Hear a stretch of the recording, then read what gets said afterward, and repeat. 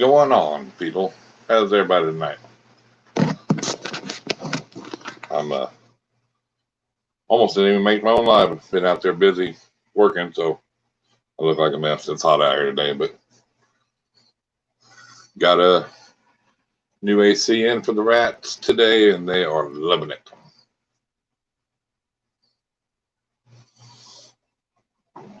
We all got in here.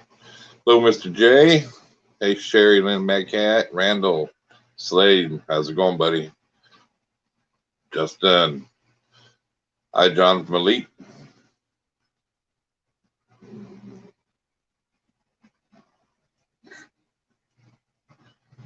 Thank you, Justin, for all the promoting the channels. What's up, Rob?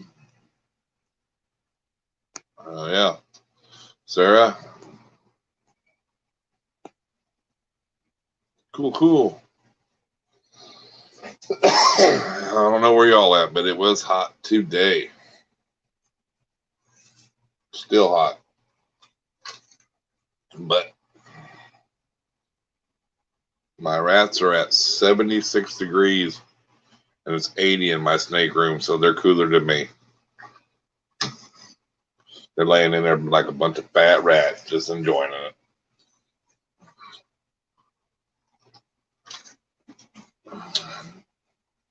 So I guess I need to post a link, don't I? Slacking behind today, slacking behind.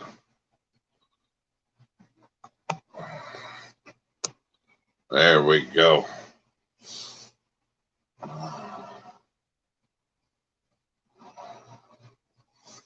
What's up, Haley's Python?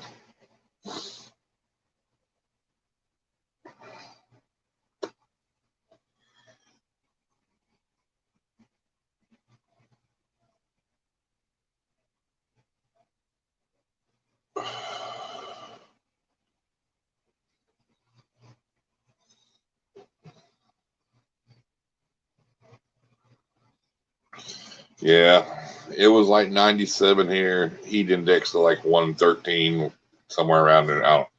After the heat index gets past 108, 110, it don't matter no more. It's hot.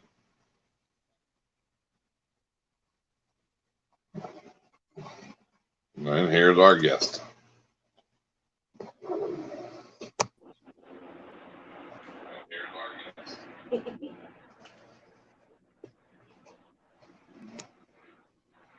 There's our guest. Hey, how you doing? Hi, good. How are you guys? Or you? So how's your day going? Well, I'm off today, so it's been very busy. Oh, then it was a good day. It was a good day. Always. Hey, I guess. Can you hear okay and everything? not really. Oh, he was just asking me if I could hear. I can hear, but it's really light. Tell Justin to get on it. Where's that audio guy needs to get it fixed? He is. That's better. So, first thing is, what are you drinking tonight? Water. Okay, good. We're good then.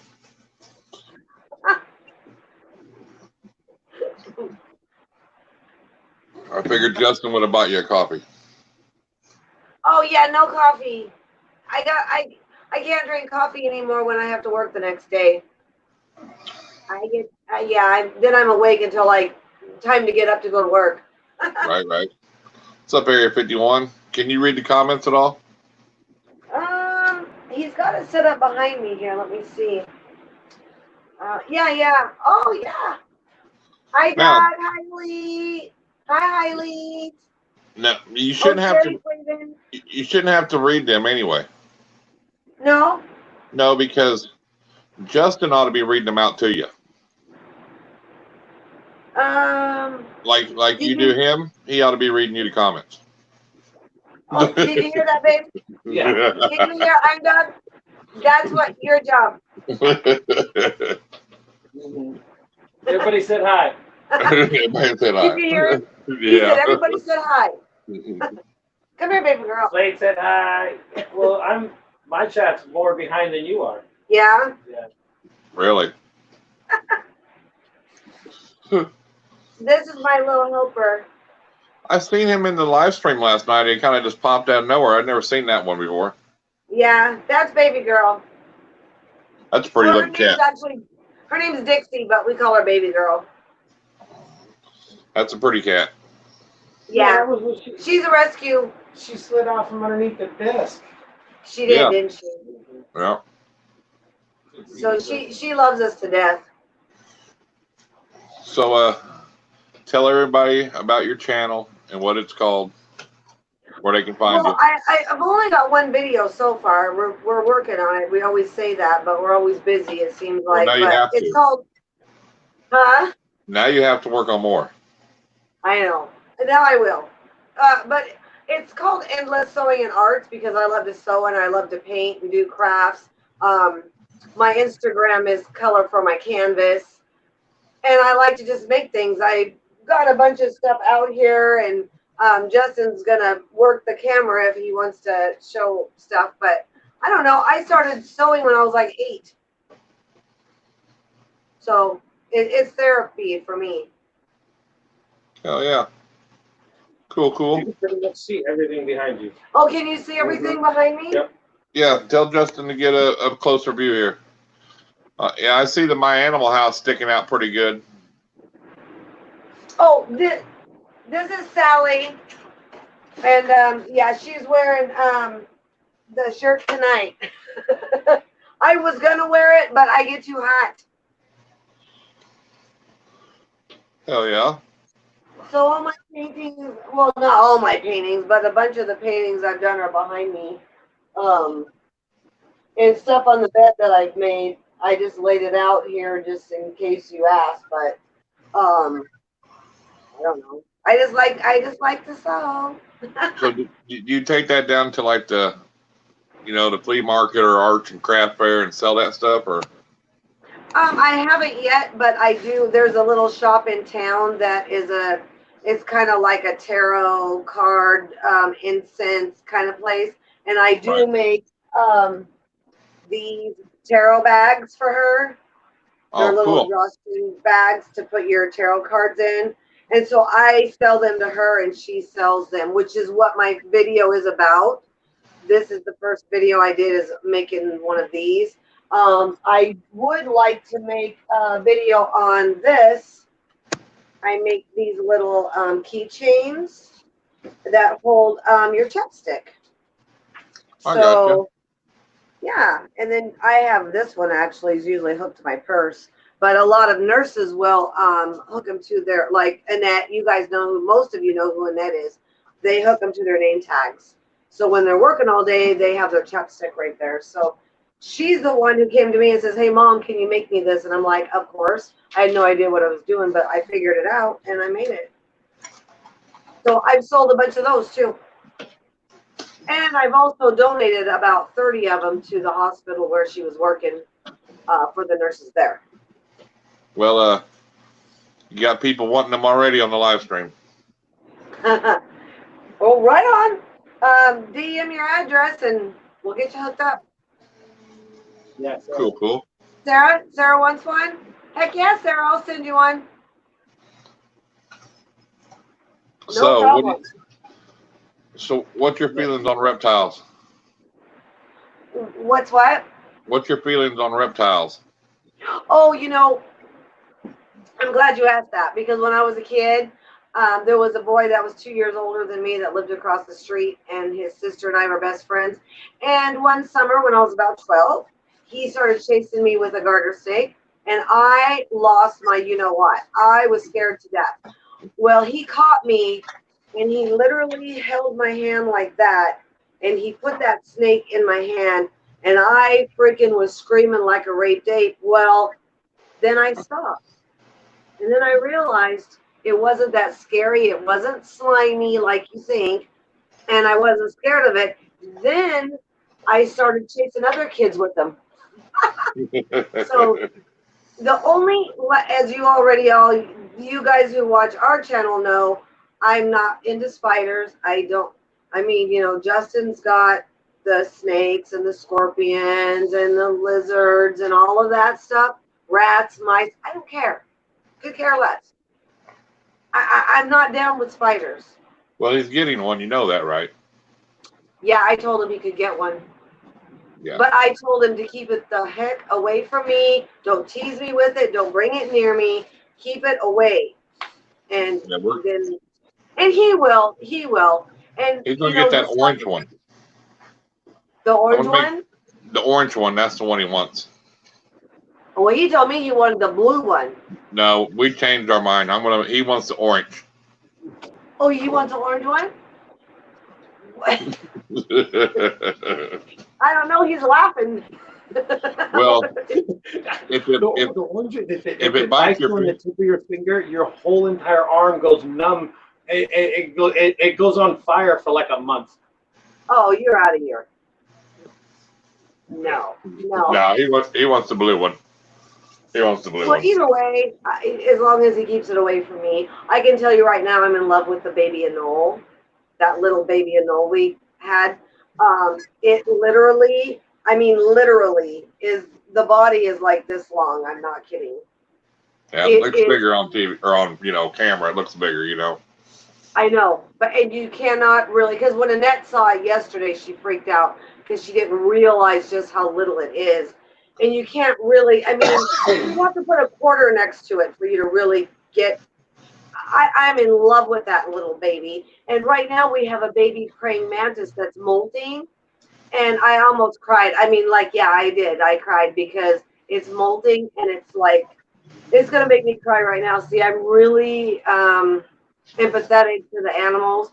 And the molting is stuck on its little feet. And it's just fighting for the last couple of days. It's not stuck. It's just a rough process for the praying. Well, it's a rough process, and it's just a baby. Yeah. And so I get really attached, and I get really emotional. It'll make it though, I hope so, because I think anything, even this animals like spiders that I don't like, I don't want any harm to them either. Exactly, Sarah. You need an orchid mantis. Them things are beautiful. Oh, yeah. I seen those on the Facebook or something, and they are beautiful. Very good. I think we should get one of those. But the sad thing, we had a praying mantis, and we had it for like maybe. They don't live very long. Yeah, we only had it for like 3 months, and it was already grown when we got it, and it was outside. I think he was on the channel, her name was Charlotte, and she lived like 3 months longer than she probably would have outside. But I cried when she died. I can't handle it. Insects don't live long enough. Well, the male praying mantises don't live very long at all. No.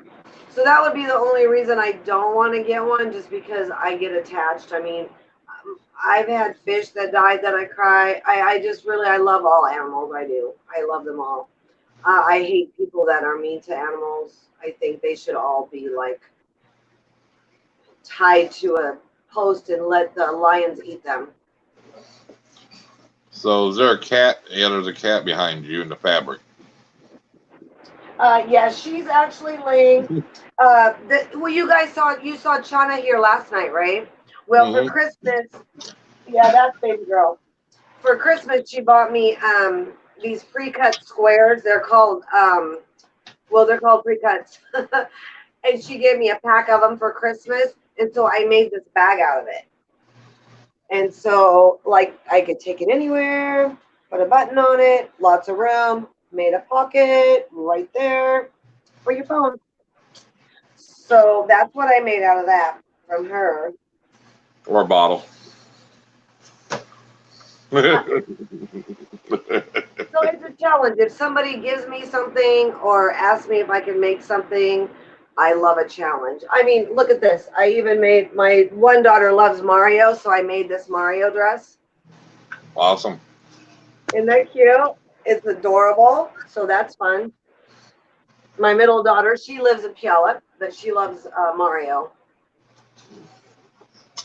And I do want to say that Justin and the reptiles, He is the most loving, I want to say, reptile dad ever. If you guys haven't seen his channel, he's really, I just love him. Babe, why are you way over there? No, he does good. You know, he's a good person. You know what I mean? The lighting in here is weird. Is it? Mm-hmm. He says the lighting in here is weird. Does it look weird to you guys? No, actually, it looks better than mine. I need to get some different bulbs or something in here because my lighting's crap. Well, we just put all new bulbs in here yesterday. My end of the room, which is where we're at now, actually, there's a big space there that no one can even see, but it's pretty bright in here. Does it look like yellow or something? See, Area 51, thanks for stopping by, buddy. Have fun at work. Oh, yeah. Yeah, I need to get some of them daytime bulbs or something, you know. Whatever they're called. Just something brighter. Well, it's just more like natural sunlight, I guess, you know. Well, these lights that we got them, and they come in a pack of 8, and it says daylight. It's 60-watt daylight. Right. I think they look good. I can see they got a good. There ain't no shadows or brightness. You know what I'm saying? Right. So. Nice. Lazy butt. Yeah, and then like my painting, honest to God, I started painting about 4 years ago. I found a rock. You know, they probably do that there where people paint the rocks, hide them, and then you find them and that. Well, I found a rock where Justin works, and I'm like, what is this? And I found it on Facebook, this site where this is what they do. Long story short, I started painting rocks, and I didn't even know I could paint. Never even tried to paint my whole life. And I loved it so much that then I started painting like on these canvases. And so I collect Alice in Wonderland. So this is like one of the first ones I did with Alice. And I am by no means any expert at it or any professional, and it probably looks like a kid did it. But it's a lot of fun. That's all I can say. It's relaxing. So between my hobbies and his hobbies, there's always something going on around here. I can tell you that. Huh, babe? Yep. Yep. Well, I mean that's good. You all both got hobbies that you can do and like, you know. Well, you know, when we first started dating, we said that, you know, we were friends first because it's like, you know, you're gonna grow old together. You're not gonna stay young and like exciting constantly, and you have to have your own life, your life together, and you have to be friends. You know what I mean? Oh yeah. And so it's great that he's got his thing, I got my thing. We got our thing together too, so it's fun. But I know Justin, he'd probably say that yeah, we're gonna get older before he is, you know what I'm saying? I know he already, even though I'm older than him, he tells me that he's like, because of his motorcycle riding and his wrecks and everything, he said his body's way older. It's all hurt. He's hurt. Yeah, heck yeah. Maybe you're not reading what the people are saying. I am reading it. Why? Oh, you're not reading to me? You're just talking away. He's asking questions. It's all good. Okay. Well, if there's something I need to know, you need to tell me. They're just talking to people about zip lining and stuff. Oh, like yeah. that. Nettie went zip lining today in Spokane. OMG. Hey, give a shout out to Grab Your Balls on Instagram. Oh, yeah. You guys, Justin, right before we started, Grab Your Balls on Instagram said that he was hacked. So I guess he's going to start a new Instagram page. So we all need to go back and follow him again. Okay. Cool. Yeah. Yeah, that sucks. Why? I don't know why people got It's been happening a bunch lately for some reason. Yeah. Justin said it's been happening a bunch to people lately. Well, there's a thing on there, or there was before, that somebody sends you like a message DM and says, hey man, look what I did with your photos, you know, check this out. Do not click on none of that because it'll screw your shit up, Yeah, I you got know. that message. I never And answered. it'll come from one of your friends on Instagram. So you think it's legit? Yeah, exactly. Okay, so don't follow that. Yeah. Justin said he did get that message, but Yeah, he didn't open it. I've got 2 or 3 of them, you know. In fact, I got one from bunch of Rob, and I'm like, what is this? And he's like, don't click on that. Yeah, don't click it. Don't click it. So, Token, what are you doing, buddy? Come over here and say hi to the people. Randy already said hi to him. Oh, did she? Yep, and Mr. J said hi, doggy. And Oh, right on. So what about you, Irondogg? How long have you had reptiles? well, I grew up on a farm, so I've been catching reptiles my whole life. So, pretty much been keeping reptiles, you know, since I've been about 14 or 15. And your mom, she was okay with it? Yeah, because I mean, I brought frogs and snakes, and I mean, they were never, it was just one of them things, you know. I mean, yeah. if I could catch it, I was going to bring it in the house, you know. You were going to put it in a pan or something? We'd go catfishing at nighttime and come home early in the morning.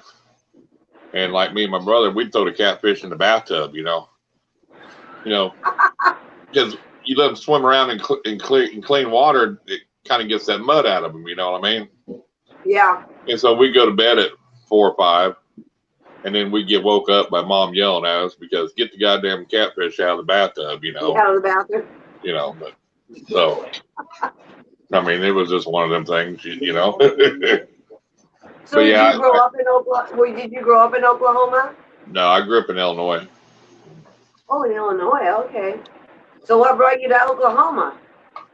Well, I'm an iron worker. You know, that's what I do. So I've traveled since I've been 18 years old, pretty much. You know, all around the United States, and then finally just said, hey, you know,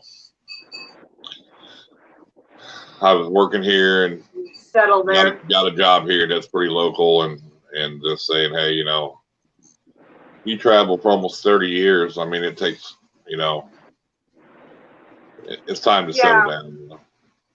Well, yeah, because it's nice to just be able to go home.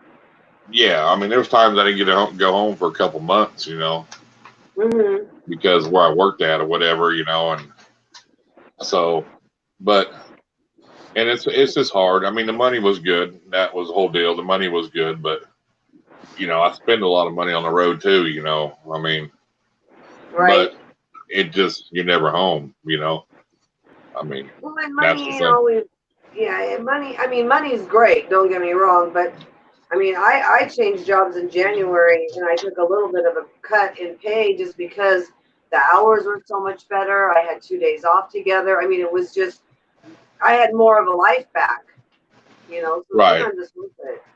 Well, I mean, I'm pretty dedicated to my work, you know, so. I mean, still pretty am, you know, I mean, I love what I do. If I had to quit doing it today, it'd kill me, but I've accomplished everything I've ever wanted to accomplish as an iron worker. You know, I've built stadiums, high rises, bridges.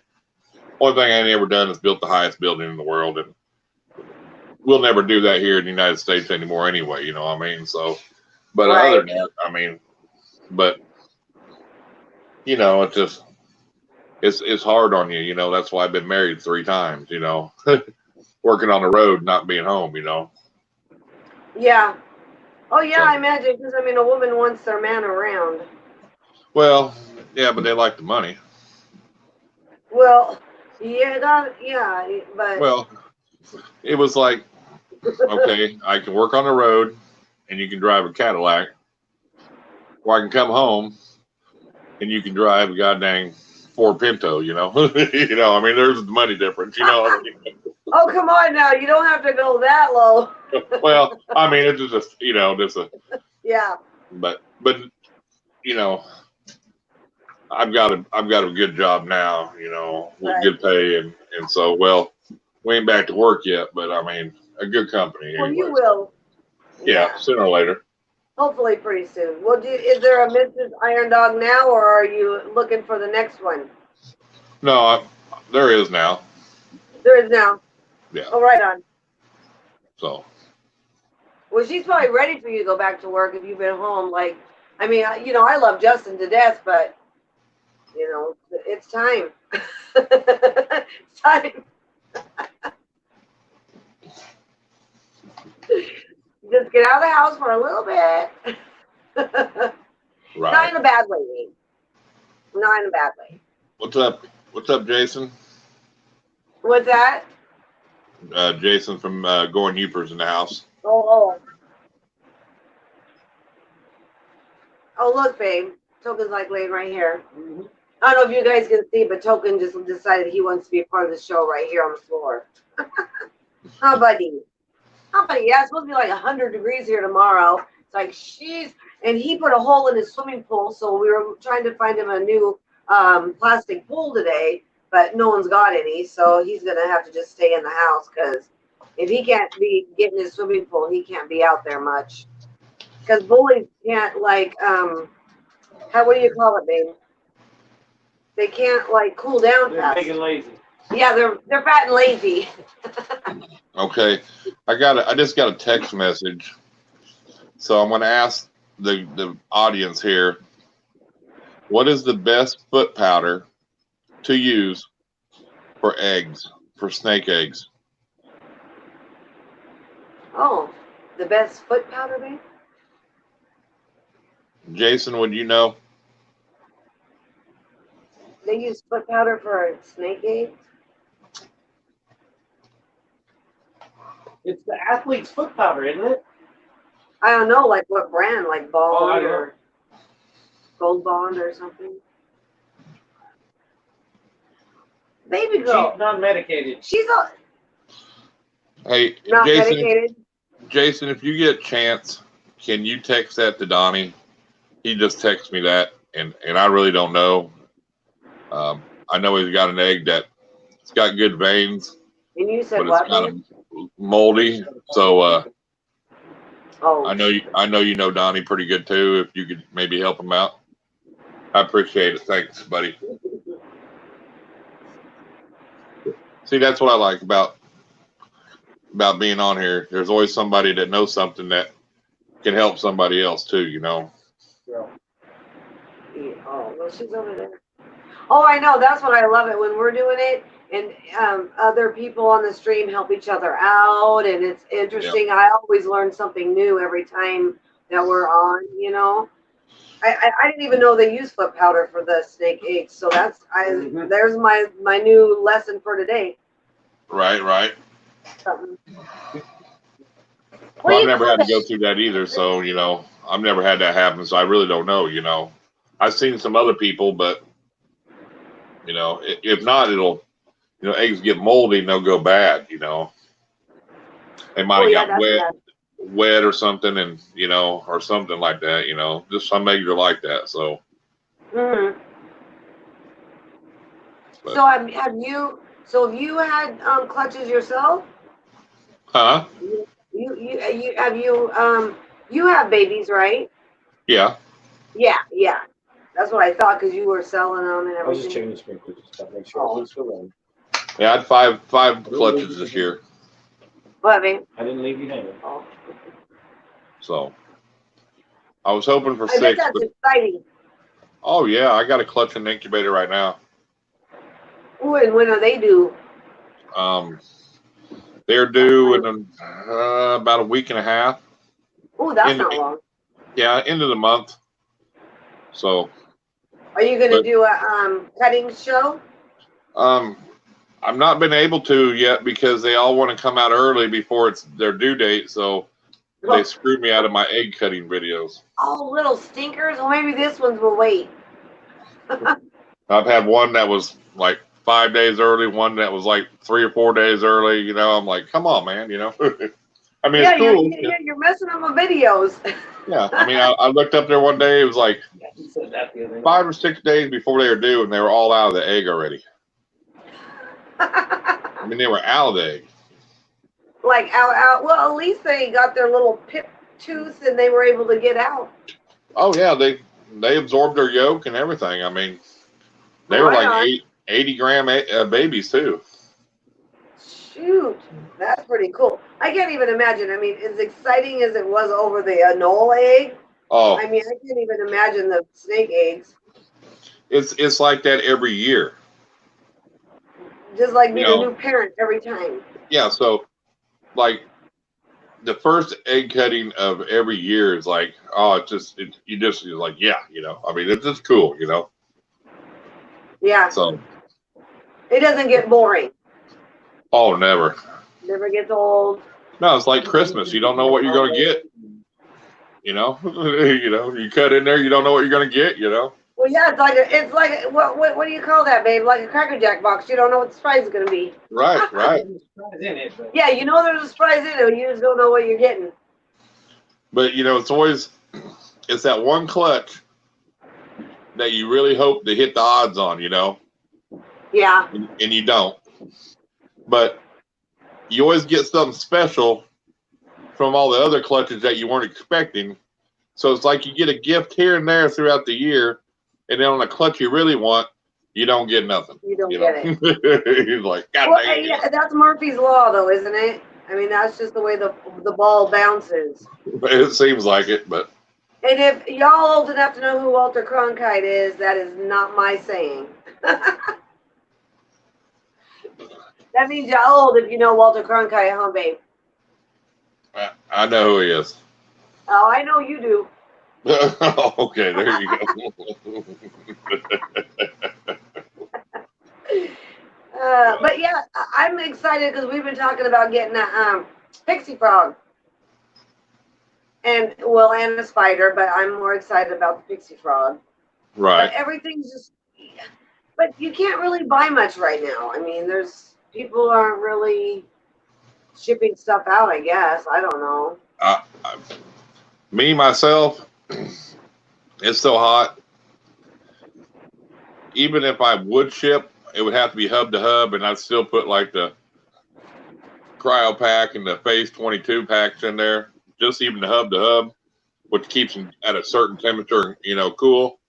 Right. But I really don't feel comfortable with the temps right now. But there's people that ship all year long, no matter what. And I don't know. I just. Yeah, it's too hot. I'm more about my animals. I want to make sure they're safe. If I got to wait a month or two, so be. Yeah. I mean, when Brad shipped me my snakes, we waited 2 months because of the COVID. We were worried about it. And we waited, and we seen how everybody else was shipping first, but we waited 2 months before we felt good enough to ship. Which, I mean, yeah, you I don't mind raising them. He don't mind raising them. I'd rather feed them for another month or two and make sure you get them safely than me ship them out and something happens. Oh yeah, no, I agree. Sarah says, "Watch your fingers with a pixie frog." Oh yeah, are the pixie frogs? Are they snappy? They'll bite, yeah. Ooh. Have you? Yeah. Did you ever have a pixie frog? No, I had a big bullfrog one time. I mean, a big bullfrog we got. Tell Rupert, depending on what kind of incubator he's got, a lot of times on the bottom of the door, there's usually adjustment for the spring and it won't slam so hard. Oh, Justin said to tell Rupert that on the bottom of the door, there's like a little spring that you can adjust so it doesn't slam so hard. I don't know. Yeah, I don't know if he slammed it too hard or if it slammed too hard. Or if it slammed too hard, but I don't know which one he did. I remember the video. It sucked.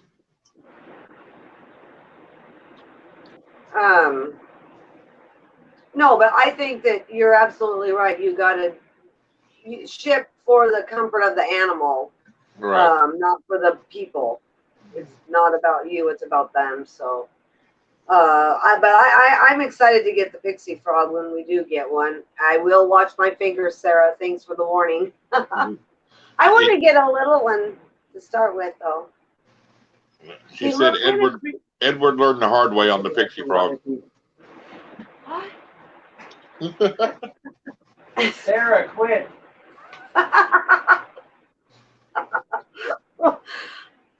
Do they really have piranha teeth? Holy crap. Sarah, quit. Justin said, Sarah, quit.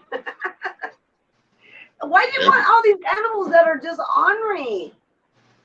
He likes the ornery animals. I like the fluffy. I'm the kitty girl. I mean, I like where did she go? But anyway, I got my kitties and the dogs, and I'm the fluffy girl. He's got to have things that want to rip your arm off and eat it. Oh, Lord. What the heck did I get into? Crazy. Crazy. And then the girls are always saying, well, why don't you get a croc, Mom? Really? No. No. I seen that an Instagram video the other day of a woman that has a dwarf caiman, and it was probably close to 3 foot. It's on her bed and it snuggles up with her because it was scared of the fireworks. Oh. And its mouth was right there by her toes, and it was just snuggling with her, just as tame as can be. Yeah, you know what? And I trust it for about 5 minutes or 5 seconds, because you never know when that animal could snap any minute. I mean, I don't know. I've seen a lot of people that they're pretty trained, you know. But you know, there's just some people that are good with animals like that. You know. I'm good with animals. I just don't trust those ones. Well, I mean, you know, there was that video a long time ago of that guy over there in Amazon, and that 20 and 30 foot crocodile swam right up to him, and he's out in the water playing with it, and it never hurt him, you know. He petted it, rubbed it, you know. There's just certain people that have that connection, you know what I mean? I believe that, you know. Yeah, yeah. Oh, there you go. You didn't bring her over? Bring her over. No? I'm going to put her back. Oh. She's been in there for a little while. She quit moving around. Oh. He's got one of the snakes. He's had one of the snakes out. But I just think some animals really should be left in the wild, like, you know, lions and tigers and things like that. You're supposed to show the paintings and the bags. I did show paintings and bags, babe. Did you show them the koi fish? No. No, we were talking about the reptiles, babe. Which is cool. I like reptiles too. But now he's got his green office over there. So do you have any good stories or any dirt on Justin that you can share online? Well, let me see. The world is wanting to know. I don't know, really. We're pretty out there. I mean, when we do our show, our live, I mean, really, we are just who you see. I don't really have anything. He likes to go hunt. We go up, and he likes to look for scorpions and things like that, you know, from around here. That's not the dirt we're looking for. That's not the juicy stuff. I don't know what kind of dirt, though. I don't know. He's just a pretty straightforward guy. Okay, well, let me ask you this. Do you want to know some? Sure. Okay, well. I know that he sent you a sexy picture. He did do that. He did. That's the most dirt I got right now. Oh, snap. He said, do you want to know something? I know. He said, you want to know something? I said, sure. Jason, that's funny. He said, snap. He goes, Donnie goes, I asked Chris and you answered. And Jason texted him back. You know, he texted me and Jason texted him, you know. No, you haven't.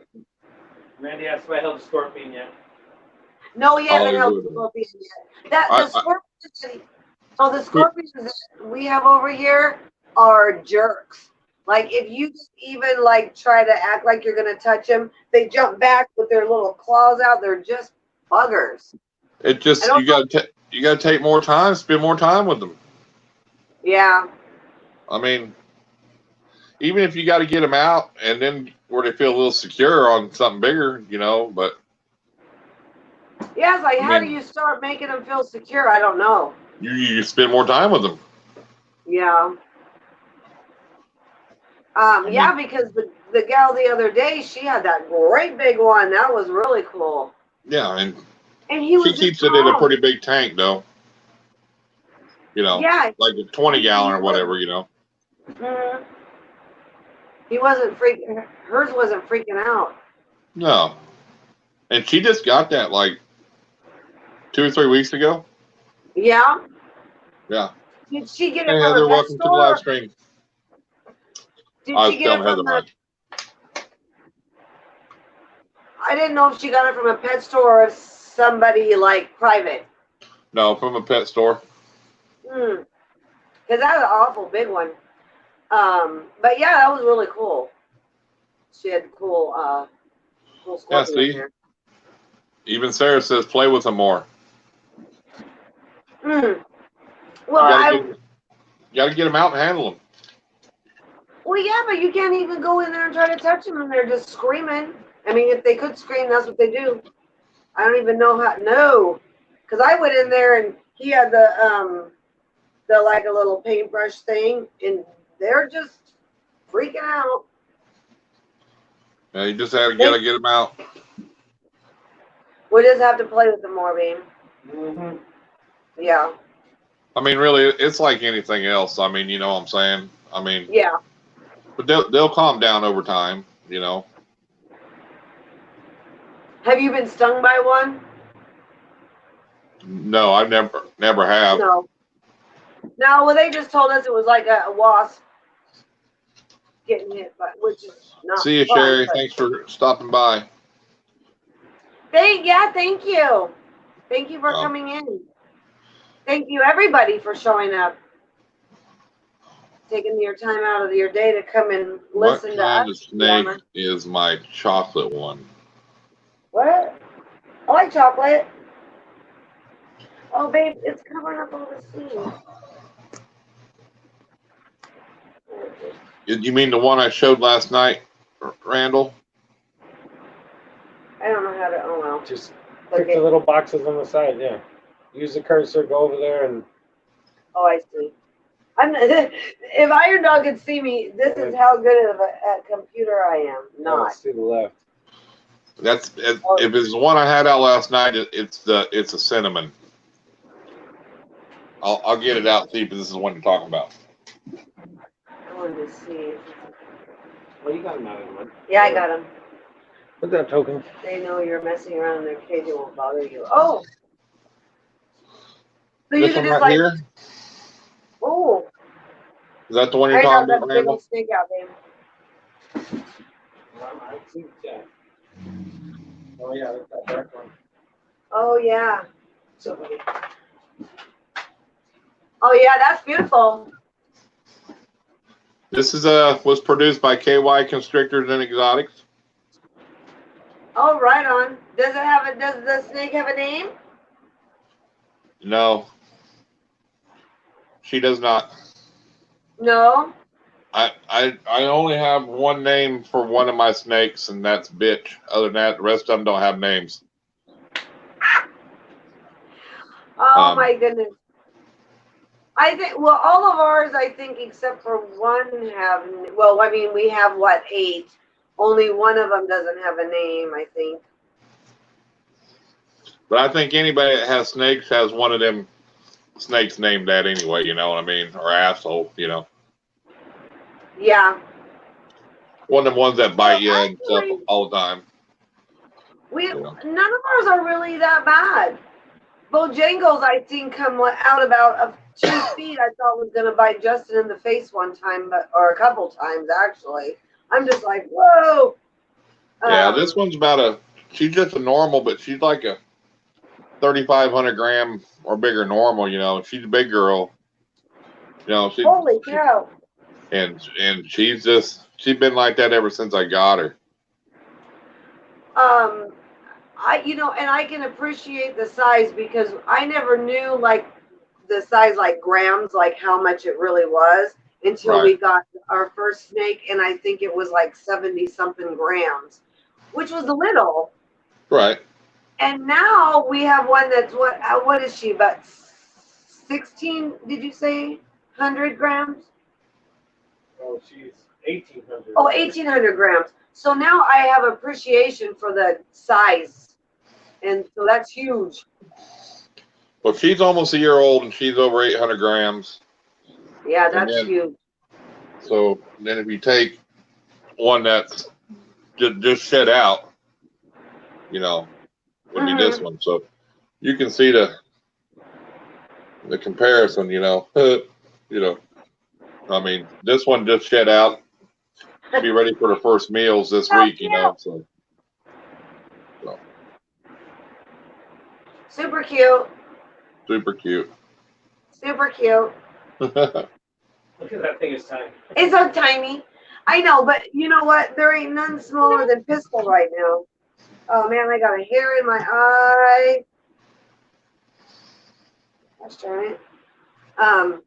Pistol is so dinky. The last time we weighed him, he was 12.5 grams. Randy said, "Oh, peanut." I know, 12.5 grams, right? He's dinky. He eats the tiniest little mice like this big.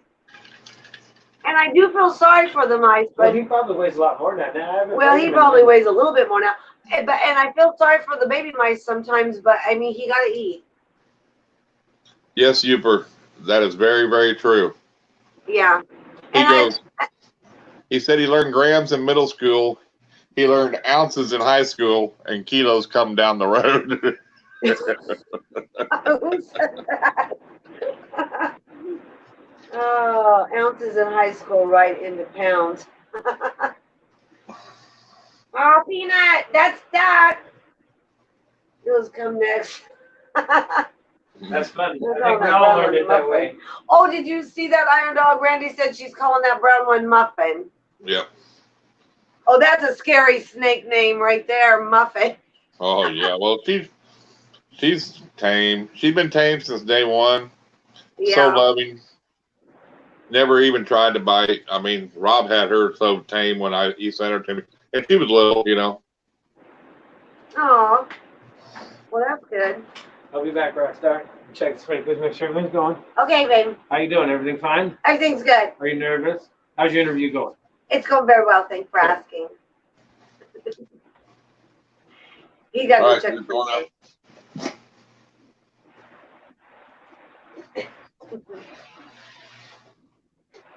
Let's see. Next week, we'll have places in border crossing, but I'm calling the run on nothing all. Oh, that's right, Jack. You're off today. So, how many snakes do you actually have, Irondogg? I don't think I've ever actually heard. I think I got like 39 in total, and then 7 in the incubator. I mean, that's counting, 3 retics and a couple Amazon tree bows, Wow. So do you have a room like Justin does where you keep them all, like you have them all in one spot like that? All but the tree bows, they're not in the same room with my pythons. Oh, is that a bad thing? I just keep them in a separate room because they got this I don't know what it's called, IMD or something like that. It's a disease that boas can get. Not saying they got it, and they could pass it on to your python. So, and since they're just really a display animal, you know what I'm saying? My boas. Mm-hmm. Yeah. Because they hang out on branches and stuff. I don't keep them in here, you know what I'm saying? Do you breed those ones? No. No. In fact, I got a male and a female, but I'm looking for one right now. It escaped. I don't know how it escaped. I don't know if I left the door open a crack or whatever, but so I've got to find this thing in the house now. So how long has it been out? About a day. How long? About a day. Oh, one of his like tree boas. Oh, one of the Amazon the tree boa thing. Mm-hmm. For about a day. My Amazon tree boa. So yeah. do they like look like for the hot water tank and stuff like that? I mean, will they go to a heat source? I mean, Or I mean, they like hot and humid. You know what I mean? okay, well, run the shower. I mean, they're the size of my finger. You know, like this big, Oh, but they're like 3 foot long. But they're real fragile. You know, so you can't just like you can't pick, like if they got their tails wrapped around, like you just don't pull them like you know. They're real like you fragile. can't just grab them like the python. You gotta take and unwrap their tail. You know what I'm saying? Right. Oh, Christ. Yeah, exactly. So you probably I spent a lot of gotta time move looking. everything out. You know, like if I have one escaping here, I can find it like because it can't get out. And Right. like my retic, he got out one time. He went all the way to the top of the rack and he laid in the snake shed. I knew where he was. I know where they go in here. They can't get out. But they're not in the same room as these snakes. So the worst, I have cats too. I was just gonna. That was my next question. Was do you have other animals and do you have cats? But they have not. I have not. They would just you know like if you see you get a bug in the house, you know they play with it and then they eat it, of course. But I don't think. I mean, I would know if they would have already found it. You know what I'm saying? Oh yeah. So I'm thinking it could get in the dress. I mean, I just got to go through my closets and behind my dressers and yeah, I've got to just search for this thing really. And I don't think it could get down in. It might be able to get down in the vent, but I wouldn't think it would be, being that it's AC blowing up through it all the time. You know what I'm saying? That it wouldn't want to go in the cold. You know what I'm saying? Right. Yeah, don't use glue traps. He's gonna be. I mean, Irondogg got out one time, and well, I mean, he didn't get out. He just got loose while he had him out. Isn't that what happened, babe? Irondogg, when he got out, didn't you already have him out? No, he snuck out a little hole in the back. Oh, that's right. He snuck out of a little hole where we had the cords coming through the back, and he snuck out when he was a baby. Irondogg, we looked in that room for hours because the door was shut. It was a spare bedroom, and we could not find him for nothing. And then, a couple hours later, looking again, and you can hear paper rattling. And that freaking lizard went in it was a bag. Safeway sack. It was a Safeway sack that was way up in the closet, and it had an old porcelain doll that belonged to my grandma that was probably 80 years old that I had wrapped up. I didn't know what to do with it because I didn't want it to get broken. And he got in the bag with that doll. Well, so it's dark. He felt safe. Yeah, they could be anywhere. Yeah, I mean, I hate it happened. It's the first time. I really don't know how it got out because, I mean, everything looked closed when I went in there, but I didn't notice. You know, when I went in there, I just opened it. You know, I didn't even know if I might have left it open a crack by chance, but because I missed them down and everything, you know, daily. Right. And check on them because I want to make sure their humidity's good and everything with them. So, and I just like, where to go, you know? So I'm like, real gently digging into the substrate. I got a little substrate down there because if you've ever had an Amazon tree boa, if it's down there, you're going to find it because it's going to bite you. You know what I mean? Oh, yeah. I mean, it's just a reaction, probably. I'm sure it's like something's coming at you. Holy cow! I hope you find him soon. Yeah, if not, then I don't know. I mean, I've got some water dishes set out, and we'll hope for the best. You know, I mean, like I said, I've been digging for it too, but I don't think it would have gotten in the garage. You know, so I don't think so. I don't think there's no way it could have because it couldn't get under the door or nothing, you know, to get into the garage. So right.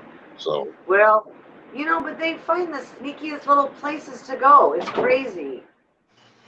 But they can wrap up in just a little tiny ball like this. I mean, all 3 feet of it, and they can get soaked because they're But it could be anywhere. But I mean, once I start looking, I'll be digging closets apart and looking in every shirt and jacket and boot and box and. Oh, you're gonna be a busy boy. Yeah. Looking for that. Well, good luck. Shoot. I hope you find him soon. And I hope he doesn't scare anybody in your house half to freaking death. Oh, I'll know if it does. I'll know if somebody else finds it. Yeah, you will. Because, I mean, I don't mind the snakes, but I like to come to them. I don't want them coming to me. What's the matter, baby girl? Why is she running like that? What's Don't the matter? use glue tracks. I'll send this one over. You're probably right, Heather. I probably walked past it a dozen times because it's a gray phase Amazon tree boa, so it's gray. Our garden phase. It's a garden phase, but it's kind of gray looking. So it blends in with a lot of stuff. I mean. Yeah. The other one, she's a lavender garden phase. She's got purples on her. Then he wanted to see. So. If it was in here, if they were in here, I would be looking around the heat tape. But where they're at, I've checked their enclosures, but I don't know. Just a stupid mistake on my part, not making sure. I mean, I mean, that's the only thing I can think of. I can't blame a cat or nothing that going up there and opening it. So that does suck. That sucks. Do you keep like clamps or anything? No. They're not big enough to get. I mean, they couldn't push the glass, on their enclosure. It actually locks in. It's a door that locks in anyway. So, I mean, you got to pull on it to, Yeah. And maybe I just didn't have it all the way shut. Maybe I thought, sometimes you get in a hurry and.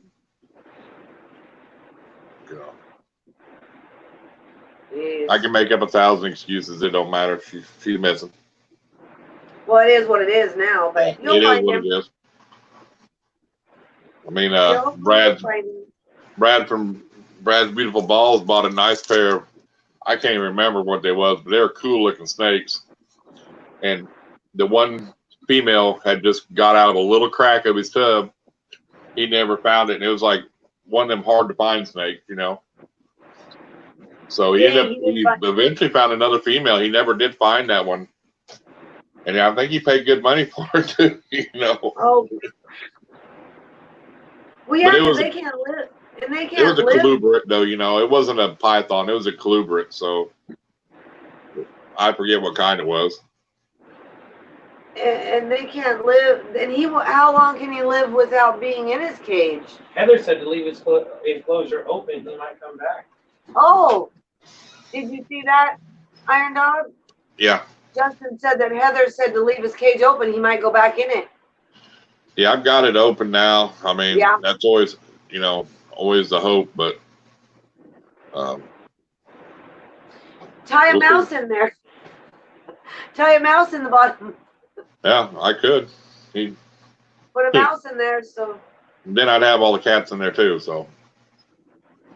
Well, just close the door where he's at. Or is it in the living room or something? No, it's in my bedroom, but I got the door closed all the time anyway, so they don't ever go in there during the daytime. Just because I don't want them up there looking at them and stressing them out, no. They just make them nervous. What you doing, Martin? Come here, buddy. Come say hi to your peeps. Here's Wharton. You say hi to everybody. Wharton, here's a who. You want to say hi? He's my little buddy. If you guys can hear him, he's just purring. He likes to get in the loves for mama. Don't you, buddy? Yeah, you do. Yeah, you do. So do you have dogs too? We just have one. One dog. Yeah, a little Chihuahua.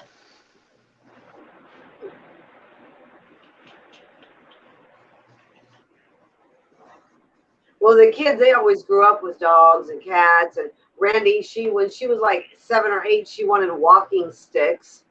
So I got her a couple walking sticks, and they had gerbils and hamsters and all that kind of stuff. So I think it's important for kids to grow up with animals. I don't care if it's a snake or a cat. It gives them the empathy and understanding of animals. And I think all kids should be subjected to helping raise them when they're growing up. Heather, that's a pretty good idea. No, I do not have carpet. I have hardwood floors. Oh. That's all I have is hardwood floors. I hate carpet because I don't know, just too much. I like hardwood floors. Easier to clean up. I mean, and if you ever have an animal like a dog get a fleas or anything, you know, then you get them in the carpet. And even though I treat my yard for all that stuff, for fleas, which I don't have them now, but some flour on the floor. Oh, there you go. I treat the yard every year for fleas and get flea shots or whatever they got, you know. Oh, see, we're lucky. We don't have to worry about fleas. The downstairs is carpeted in the one bedroom upstairs, but the rest is hardwood floors or just vinyl or whatever. But we never have had a problem with any fleas ever. And I mean, ever. So that's lucky. I buy them flea collars, them Avanics or whatever on there, like $70 or whatever. And they work good. I mean, they don't ever get them.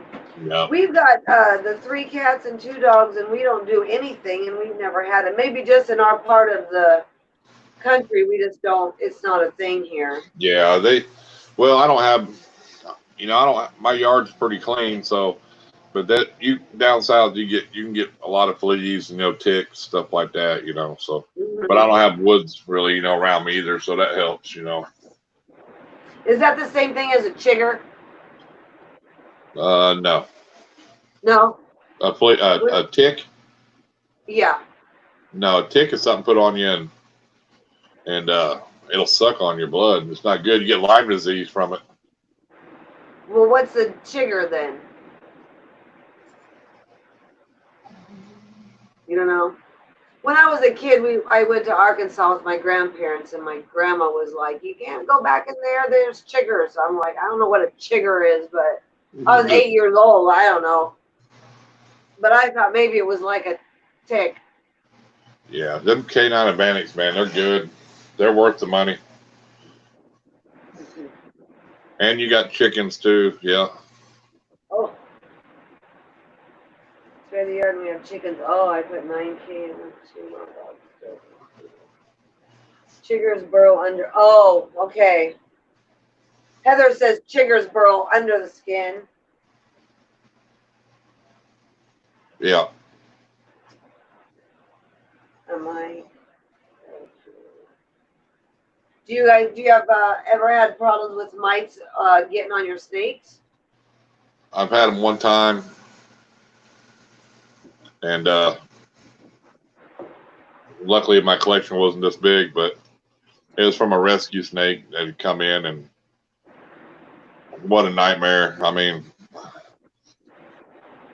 you had to treat all of them? Yeah, you have to treat all of them, but take all your snakes out and do all this deep cleaning on all your racks and your whole room, and it was a nightmare, but I couldn't imagine having them if I had like 200 snakes. I mean, I would just flip out, but quarantine, that's the biggest thing, and once you get them, I mean, you'll never get them again, because you know what to do, I mean, Yeah. Well, you know how to prevent it from spreading, yeah. Yeah. And it's just one of them things that, that's why I don't like the banana gene. Why? because it's got little black dots on it. It looks like mice. Oh, Yeah, they do. The bananas? They got little black specks on them. oh gosh. That would be, you'd be like looking to see if they're moving or not. Yeah. Oh yeah, Yeah. Like, did that dot move? That would drive me crazy. I bought one for a buddy of mine. You know, guy was selling one around here, and he wanted it, so I bought it. And man, I look at that thing every day. I'm like, before I brought it to him, I'm like, man, you know, I'm looking at it, you know. I didn't even put it in the same room in here, you know. I mean, it was quarantined, but it was like, it just freaks you out, you know. I was like, Dad, look at this thing. Oh crap. Well, luckily we've never had any, and we only have 8 snakes, but it never happened. I mean, you could have it with one snake. I mean, it just, that's It sounds creepy. that's what scares me with expos, you know what I'm saying? I mean, going there and getting it from somebody else, you know, I mean, you know, just, I mean, I don't know, I'm kind of OCD about it now, so like if I go to an expo, I mean, I come in the garage and I change my clothes in the garage, you know, and stuff. I mean, I just, because you don't know, I mean, you could get it from somebody else, you know, I mean. Yeah, you could just bring it home. I didn't think about that. Yeah. If they have the expo in Spokane this year, I think we're going to try to go, aren't we? In Spokane. Maybe. Yeah, I seen a video. Freedom Breeder is not going to no expos in 2020 now. No. No, they yeah, I have reptile spray. Because It of is my friend. COVID or? Huh? Yeah. Oh. And they don't know. And right now they don't know if they'll hit any for 2021 until they see what happens. So. Well, yeah, I wish this thing would just get done or over with. Yeah. I'm sure everybody does. It's just crazy. After the election, there'll be a cure. Well, I mean, after the election. It kind of sucks because I like ARS. They make a good rack, and the shipping is half of what Freedom Breeder is. But if I would get one, I would get a Freedom Breeder rack over an ARS because I just like stainless steel, and I know it'll last forever, you know. But to ship a Freedom Breeder rack to me is like $1,000 shipping, you know. So Whoa. where I could get one through ARS for like probably 300, you know what I mean? So there's your difference, you know what I mean? So if you go to a reptile show like Arlington, which is just in Texas from me, they'll deliver it there for free and I can pick it up, you know. But with them not going to the shows, you know. Yeah, then you just can't pick it up. Yeah, because, you know, that's where it saves a lot of people money, you know. I just like some of the, you know, some of the features on them. I like their rat racks, actually. They're a little bit better than, they are better than ARS because I've seen some ARS rat racks and know some people's got them, and they pretty well agreed. With the rat racks, it's your tub can slide off the track real easy with your rats, you know, a lot of movement in there, and just too much wiggle room. Yeah, a lot of wiggle room. That was the big complaint about that. As far as snake racks, everybody I know that's got ARS likes their snake racks. I mean, I don't have no problem with them. I don't know. I just like that stainless steel look, you know, but that'll be years down the road. I don't have that kind of money right now anyway, so. Most people don't. They're not working. Have you ever like made any of your own racks? Yeah, all my racks are homemade out of PVC. Right on. Ask Heather if it worked. Justin said to ask Heather if it worked. I don't know. She said she used Reptispray on one of her plants because it got spider mites. Oh. Justin said that Heather said that It's in the comment. Oh. Heather said she used Reptispray? Yeah. She just used it. Did she say it worked? I don't know yet. She might have just did it. I used this Reptispray on the phone. What's up, Blackbird? Blackbird TV's in there. I seen Blackbird. Hi, Blackbird TV.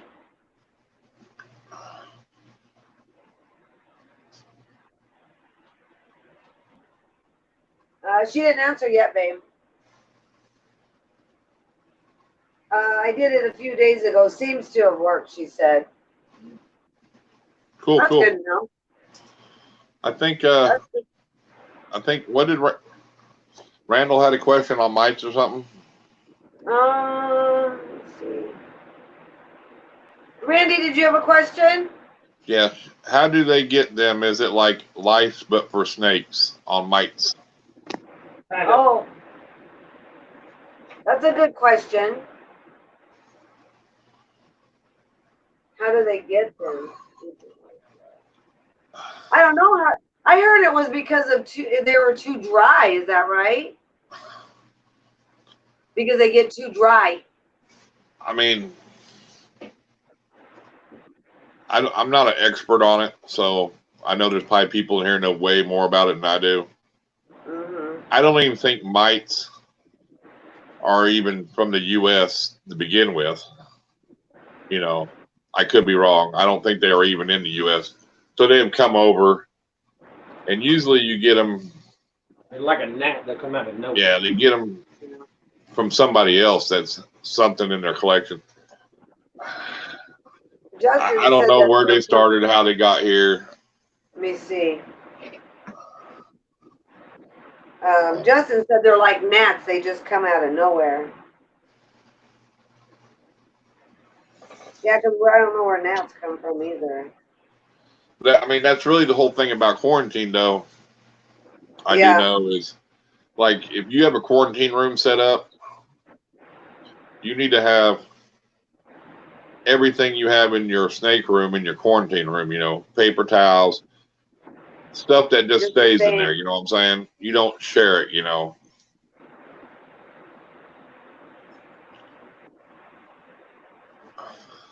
Where do snake mites come from? Yeah. It doesn't really say what. I was looking it up, and it just says that they come from other reptiles, and you can bring them home from somewhere that had mite-infested reptiles, which we already knew that. And that's what I think was a lot of the export, import, you know, that it come in somewhere in that line. And then it just gets from one breeder to the next breeder. And I've been told that somebody said that they've got it in their snake bedding. I don't know if you could get it in your bedding. You might be able to. I don't know if that's true or not. I've heard no, it's not true. I've heard yes, it is true. But I don't think they just show up. I mean, I think you get it from somebody else who's got it from somebody else, you know. If you have dry conditions for too long, they will just show up. They do. If you have really bad dry conditions for too long, come over here and tell the people, babe. Like if you use like a coconut substrate.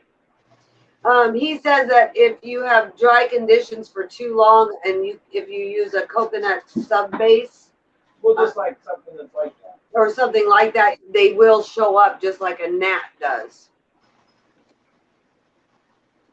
So, I mean, you can get them easily from transferring, but from transferring. Yeah, I've known of people that'll have like a single drink and then like. Well, when I got them, when I had got them that time, I had never used a coconut substrate. No, you probably got it from it came from another reptile. You brought it in. Yeah. Right. No, we're talking about people that aren't taking care of their snakes, right? Which, you know, they're not in good conditions or whatever. I think I actually got it from a snake that was surrendered to me, you know. Right. But I don't believe they were. Let's see. Sarah said we rescued a snake that had cocoa fiber in the bottom, and they never took the snake out or anything, but just kept letting the snake poop in the cage nonstop for years and had poop mites. Ugh. Well, thank God. Do you still have him, or was this a long time ago? No, I still have the snake. You still have him? Or her? Right now, on. Yeah, I don't know what poop mites are. I don't know if they're the same. They might be different. I don't know. I mean, like I said, I'm not an expert on this. I don't know. Did you ever hear? All I know is they're nasty and they have eggs. No. You know, a lot of people. If you see your snake laying in the big key is that you see snake laying in the water bowl all the time. You know, that's what people say. But I have snakes that just like to lay in the water. It don't matter, you know what I mean? Oh, we had a snake that used to like to lay in the water. But Oh yeah, you can see if you ever put them in a tub of water and then put Dawn dishwashing soap in there, just a couple drops. Yeah. You'll see the mites float to the top dead. They're little black specks all up there, you know. Oh yeah. Justin does that with every snake that we first get because you don't Now, but that'll just kill the mites. That won't kill the egg sacs that could come, you know. So, like we were talking last night, they, you know, Sarah and them use 7 dust because frontline spray is harmful to the tarantulas and spiders, you know. Yeah. So they use 7 dust and it kills them within 24 hours, knocks everything out, you know. So they use that because they'd kill a bunch of their spiders if they used the front line, you know. So you have to use the appropriate solution for your critter. Right. Yeah. So if you don't know, you better Google it. I've seen breeders take the no pest strips, which you buy at Walmart. Yeah. You can hang them in your room. It's supposed to help. I see them cut them up in chunks, you know, break them open. They look like a piece of cheese. And they cut them and they put them in their snake tubs. And they've never had mites. And the snakes, it don't hurt the snakes. They said, you know, I mean, they've been doing this for years, you know. No, you're right. 7 dust doesn't kill spiders, Heather. That's what she uses. She said the frontline spray would kill her spiders, is why she doesn't use frontline. And so they keep little chunks of no pest strips in there, and they said they've never had mites ever, you know. I mean, it kills blanket.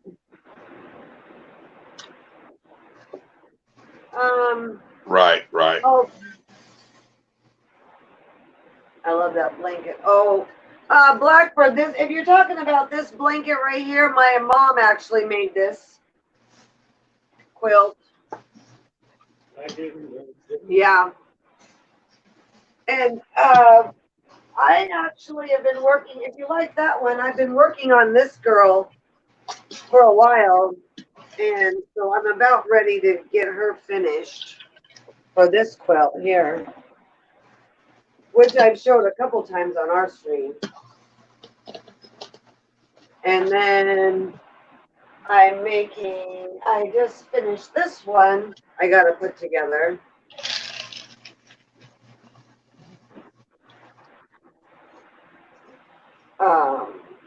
It's supposed to be like the 70s because I love the 70s. What's up, Pat Penning? How you doing tonight?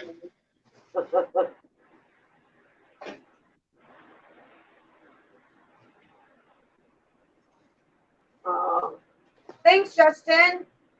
I have one more. Oh. I mean, I have a bunch, but I'll just show you these 3. And I did that one too. That I got to finish putting together. But I probably made like 30 or 40 quilts by now.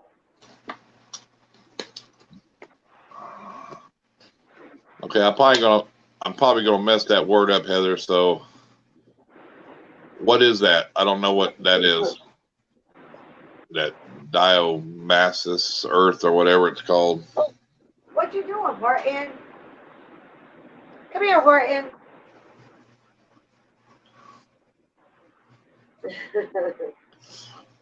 Hiya, BBB.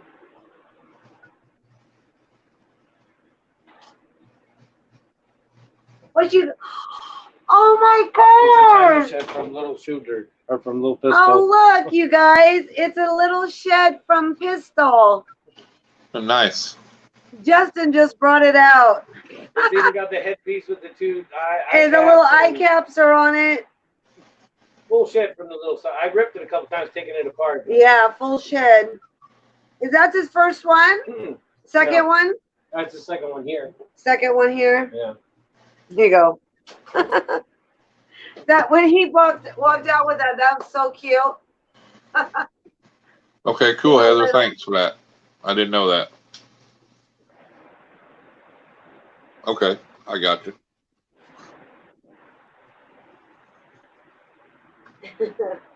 Yeah, that was cute, babe. Oh, thanks, Doc. You didn't see the last one before? That's funny. It's always nice to get full sheds. Yeah. Now, Well, you know, especially when we went to the pet store and he saw the snake that had the 2 eye caps and one had 1 eye cap left at PetSmart. Yeah, we almost bought the snake just so that he could take care of it. right. But he would have just got another one. It's crazy. But I told him, I said, well, you can't buy every snake that needs help because these pet stores don't take care of them right. So what are you going to do? You have to buy every dang one of them. Now, you know, Heather said last night down at the flea market, they sell snake sheds down there for $5 a piece. What? Yeah. Hey, babe. Because he's got a whole bunch of them hanging off the door. Oh, I got a whole freaking box of them, you know, a whole tub full of them, you know.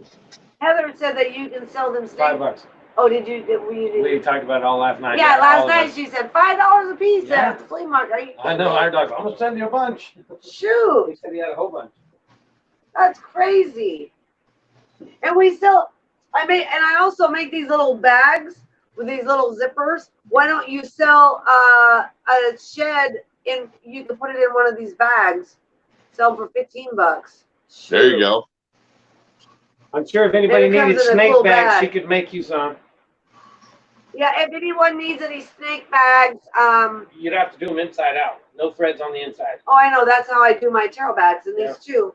These are lined and there's no threads on the inside. See? I've seen people ship snake in bags. You can't see. Yeah, they can see there's no threads in there. You'd have to put drawstrings on the top.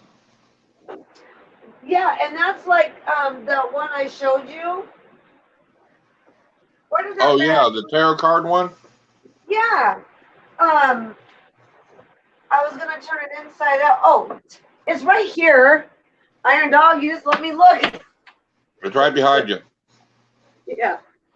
But I could make this is the inside of it. See how it's seamed on the side so there's no frayed edges or threads. Because when you're pulling your cards in and out, you don't want to hook them on threads. And so Justin's like, babe, you can make snake bags because these don't have any threads on the inside. So yeah, that's cool. I can do it. There you go. I know, and you guys do know that this normally isn't like this. So I brought all this mess out just to show you peeps. And Now I also made you have to put everybody's logo on it. boho bags. Oh, I know, right? Then you'd make some money. I know. And these I call my bohemian bags. So you guys, I can make these. These are lined as well, and there's no strings on the inside. So. Welcome, Gay, to the chat. What's that? I told Gay hello from Australia. Oh, Australia.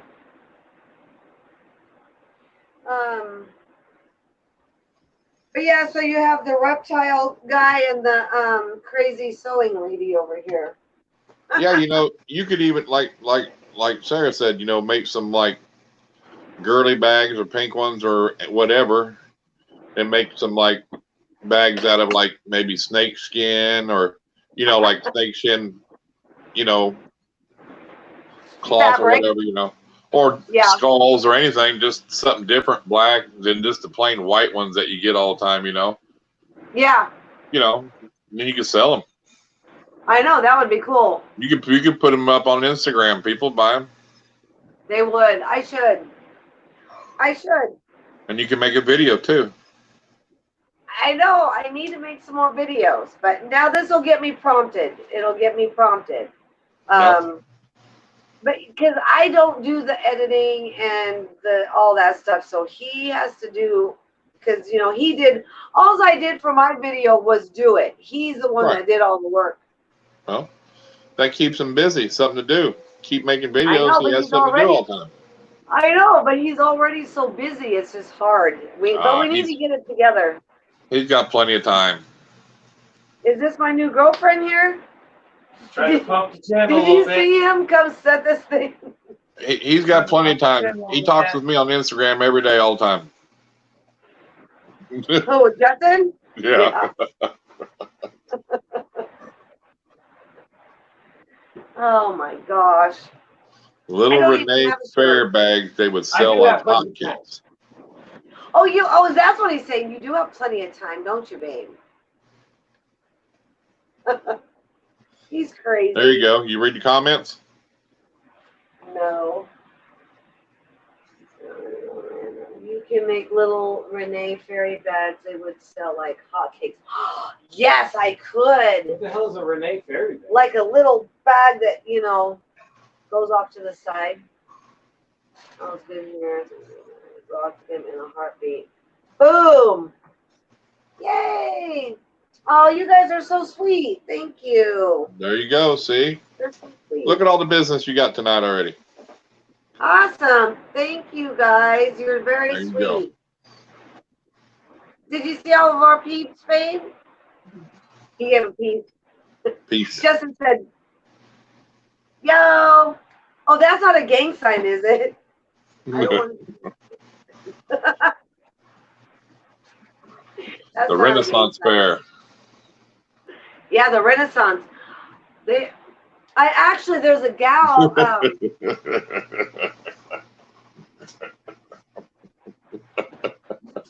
Babe. I'm touching your boobies. There's a gal at my work whose daughter does the Renaissance Fair, and she goes to Maine, up somewhere in Maine. And I'm making her dress this year for the Renaissance Fair, so I'm pretty excited about that. Hell yeah. Hey. You can move it back. I was just kidding. I was just kidding. Oh, you just now changed the view, rookie? Did he change the view? Oh, look at that. Fancy. But yeah, so I'll be doing my first Renaissance dress this year. Kind of nervous about it. I know, Heather. I was just kidding. What did Heather say? This is not your show, mister. This is not your show, mister. I go every year except this one, thanks to Rona. Yeah. Well, she doesn't know for sure either, but it's up where in Maine. Do you go to the one in Maine, Heather?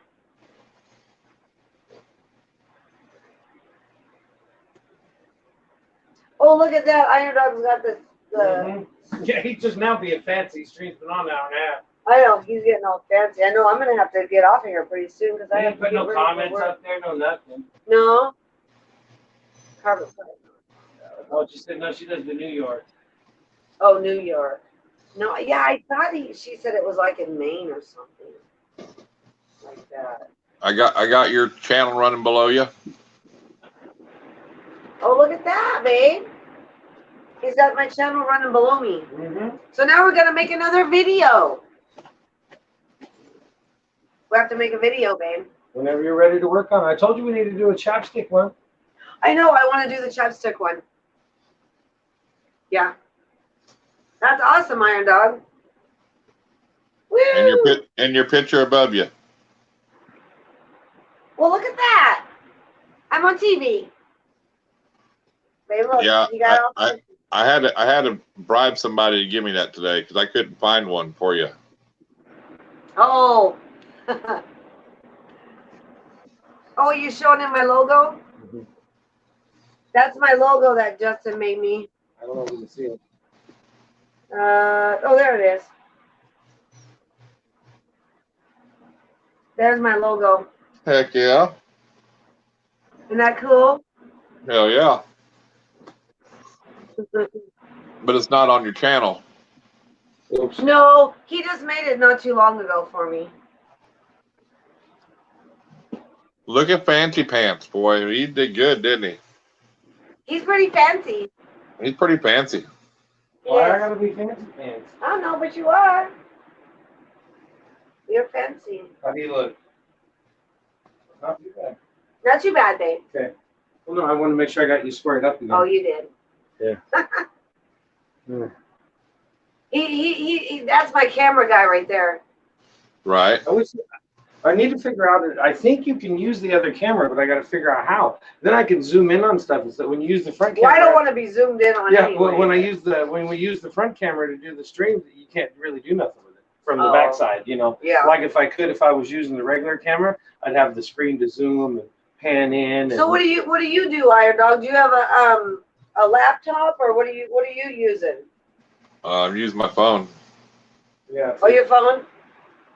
Yeah, that's what we're. See, we were going to use my phone, but it wouldn't go. You know, it's like you hold your phone like this, and when you turn it sideways to put it in the stand, it won't make the thing go sideways. So he had to use it on his. You have to go in your set. You might have it turned off in your settings. He went to the settings. I tried to look. It's an older phone, It's but a Samsung 5. I would still yeah, think it would go sideways. Yeah, but he went to the settings, but it and wouldn't. now we have it. Figure out whatever your password was, or get a new one, or we got to redo Yeah, all I that. know, huh? We start investing time in your channel. We got to do that. I know. You should. Well, no, wait until I move the TV over there, and then we can show the peeps that Mario. Well, they've already seen the Mario, I think. Or did they? Well, most of it probably. Well, it's on Instagram. If anybody wants to see it. Anyway. Well, Irondogg, I should get off of here because I got to get ready to go to work tomorrow at 4 a.m. All right, cool. Well, I appreciate you coming on. Well, I appreciate you asking me. Probably hang out a few more minutes. If Justin wants to get on, that's fine. If not, it don't matter. Okay. Do you want? We gotta go. I gotta do a couple things first, and then I'll see where they're at. Okay, he said he's gonna do a couple things first, and if you're still on, he'll see where you're at. Cool. That'll work. All right. Well, thank you everybody for coming and watching us and subscribing and just being there to support us, and I appreciate it a lot. Thank you. Tell them one more time where they can find you. Endless Sewing and Arts on YouTube or Color for My Canvas on Instagram. And I hope to see you soon. All right. Thank Night, you. Heather. Thank you, Irondogg. Yes, ma'am. And everybody. And I'll see y'all on Tuesday. Heck yeah. That was a good little interview, huh? Thanks for stopping in, Heather. Appreciate it. You have a good night. Does anybody know if Slade is still in the chat, or did he leave?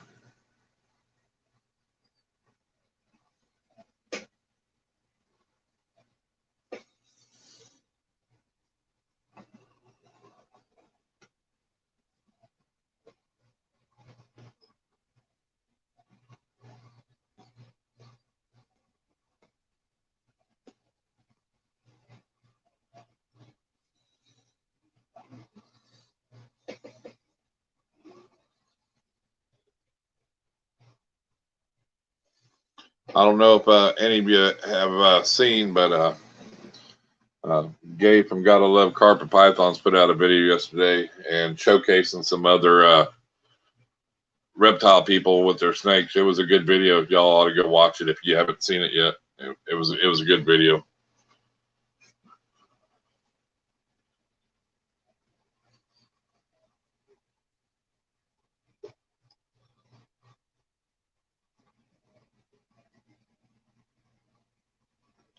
What's up, Annette? How you doing?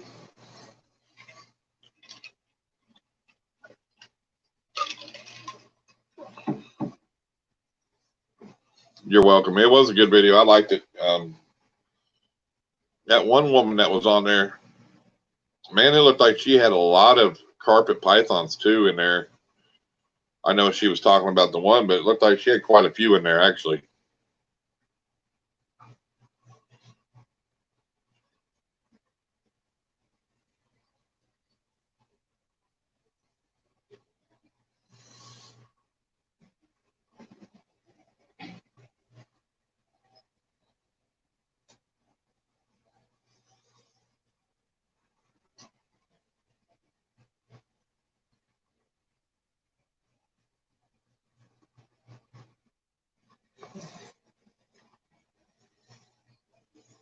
Might have to go turn the AC down.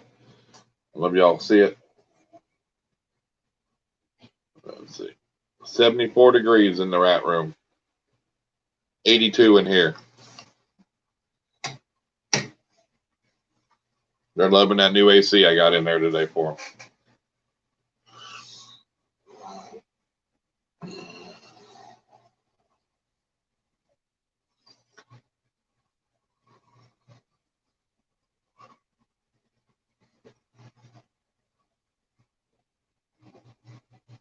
We're going to try to get some people from the RIPS group in here, hopefully next week.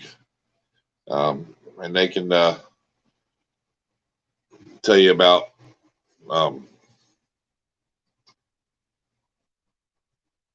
73 snakes. Boy, she has a big collection. They got a deal they do on Instagram and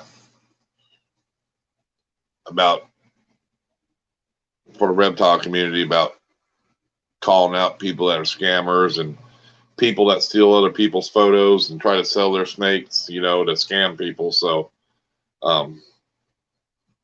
it'd be a good for them to be on here. They're a real good group. I'm part of it too. And you know,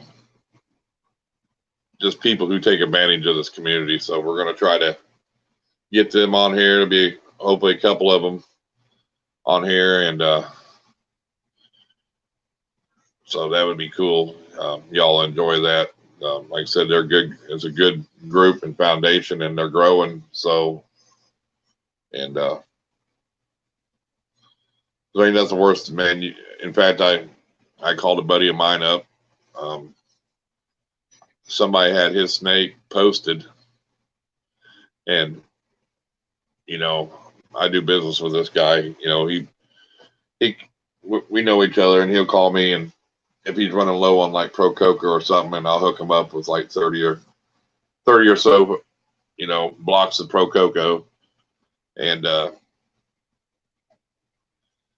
they had his snake for sale on their page, and I'm like, hey, dude, did you sell this snake? You know, he goes, yeah. I'm like, you know, who'd you sell it to? Did you sell it to somebody here and here? And he's like, no. I said, well, somebody's got it posted on Instagram trying to sell your snake. He goes, he just sold it to somebody else about a week before that. So they had stole that picture off his Instagram, and they were trying to resell that snake. And it was a beautiful snake. It was like I don't know, like a lightning pied or something, you know. It was worth a lot of money, you know. And I'm thinking, and he stole a pied snake from Porter's Pythons and a couple other people, you know. So, you know, people like that, we'll all right, Randall, thanks. You know, we need to call out, because that's what makes this community look bad, is, you know, people trying to scam each other, and, you know, somebody scamming or taking advantage of the good-hearted people in this community. And that, you know, that's, if you've ever watched any of my YouTube videos, and I had one in the past, and so did Rob, that's the thing that really pisses me off, is when somebody takes our kindness, you know, and takes advantage of it, you know, because we're the type of people, we would help anybody out in need, you know, like, you know, when Reptichip, you know, he lost his whole house to a fire, you know, and lost not like 90% of all his animals, you know, to a house fire when he was going to a reptile show, you know, and JP from Reptile, you know, we all stood behind him. You know, people donated money to help, you know, just like what Chase from, you know, Justin Cabelco. Well, when people try to take advantage of that to scam other people or for their, you know, hey, if you know, could you send me $1 or $2 to help me buy a snake? Well, if I got to send you $1 or $2 and you know, if I ask 100 people to give me $1, I mean, that's $100. But if you can't afford the snake, how are you going to afford to feed it? What happens if it gets sick? You know, I mean, I hate people like that. You know, I mean, I'll help anybody out, but you know, don't take advantage of the good-hearted people in this community. That's that really makes me mad. You know what I'm saying? So, I don't know, my little rant. You know, but it just makes me mad when people do stuff like that. You know, because you know somebody's going to see that and they might send that guy $500, $1,000, whatever for that snake, and they're out $1,000 and no snake, and the guy just disappears, you know. And so people like that, we got to make sure that we call them out and expose them, you know. So, but other than that, let's see. It says I got 4 people in the chat or watching anyway. So,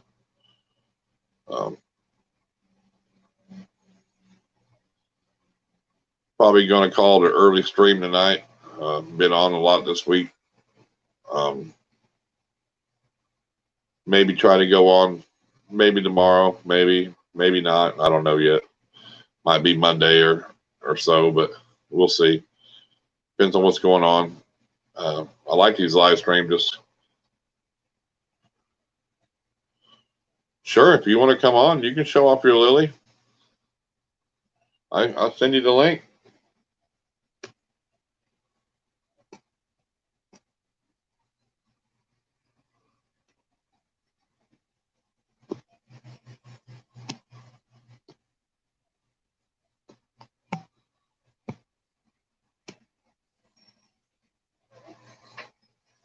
There you go.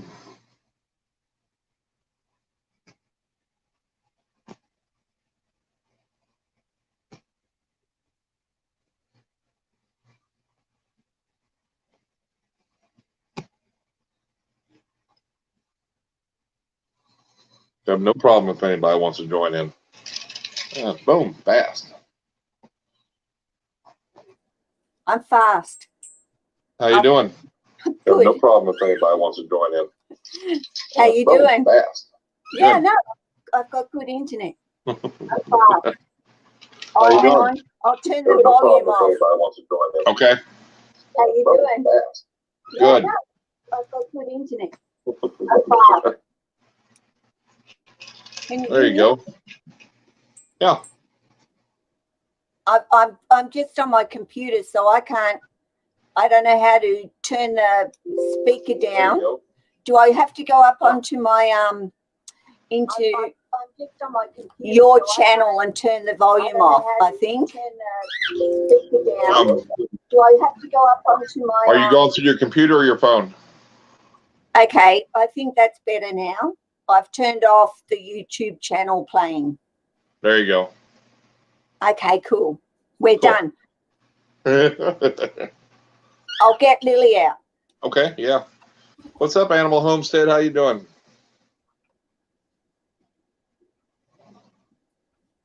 Good.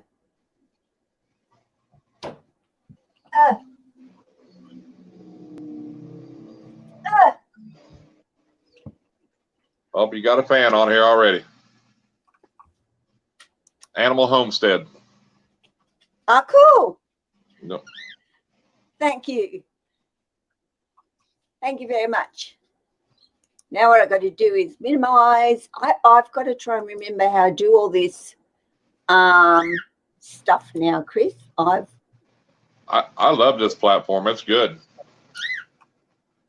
Yeah, well, I'm trying to see chat at the same time, but it means I have to go over to the YouTube. Yeah, that's the only thing. If you're like, I can see the chat through the phone, but like if you're on your phone, you can't see it. You know what I mean? So I can't even get it on. Hang on, live. I'm figuring it out slowly. I've got it now. So yeah, Lily was virtually at a door wanting to come out anyway. So I figured, well, why not catch up with Chris and go on his live stream and let her be on the stream with us. So she hadn't quite made it out of her enclosure, so I had to, say, come on, girl. But yeah, this is Lily. yeah, she's a beautiful, beautiful snake. She's got a beautiful disposition. Like, you can't get any more a cruisy, easygoing girl as Lily. Nothing phases her at all, ever. And the only thing I found with Lily, and I mean, I didn't get Lily till she was much older either, but she's really head shy. And that's about the only, but, I can, touch her on the head and stuff, but she instantly flinches. So, Right. But that's about the only thing. And if that's the only thing, then I don't care. It doesn't bother me at all. And Well, of course, Jason from Going Youper. yes. And, he's always got to put up one of them comments, and he put in there, dude, you have all the hot ladies on the channel. Nice move, Chris. Hats off to you, sir. Jason, thank you. That's Look, really and you nice got of it you to say. Well, it's nice to hear that when you've just turned 60. Like, that's really nice to hear, Jason. I appreciate that. There you go. So don't choke. So how long is Lily? Going by her enclosure, she's longer than her enclosure by about a foot. So her enclosure is 1,600. So what's 1,600 in feet? Because I've got no. Let go with your tail for a minute, sweetie. She's giving you a hug. She is. But that's pretty typical. Watch that tail. Like, always watch the tail with carpet pythons because, as you know, that's their main source of gripping. That's balance, everything for carpet pythons. They use it, I consider their tail really as a hand on them for everything. And, Lily has become so used to what I do with her that, when I get her down at night, she relies on me to hold her tail so that she can grip around my arm. And she knows then I'm going to come to the upper part of her body and then lift her up.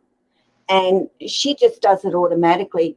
And she hangs on to my hand all the way back into her enclosure. And she holds it. She has a drink of water. And then she only lets go when she's gone somewhere to settle down. And then she lets go. And it's lovely. It is almost like her hand is holding my hand. That's how my retics are. My retics hold on to me until the last minute, Yeah. And I think it's amazing because I think that they're really letting us know that they're really comfortable with us because their tail, as we know, is one of their most sensitive areas. And they don't two out of the three of my retics, I can play with their tails, and it does not bother them. I started when they were little, and their heads. I can grab their heads like I showed you, because I don't want them to. I don't want them to freak out. I want them to be nothing startle them. You know what I'm saying? Yeah. So they feel comfortable all the time. If I got to look in their mouth, they're not flipping out. You know what I'm saying? For anything.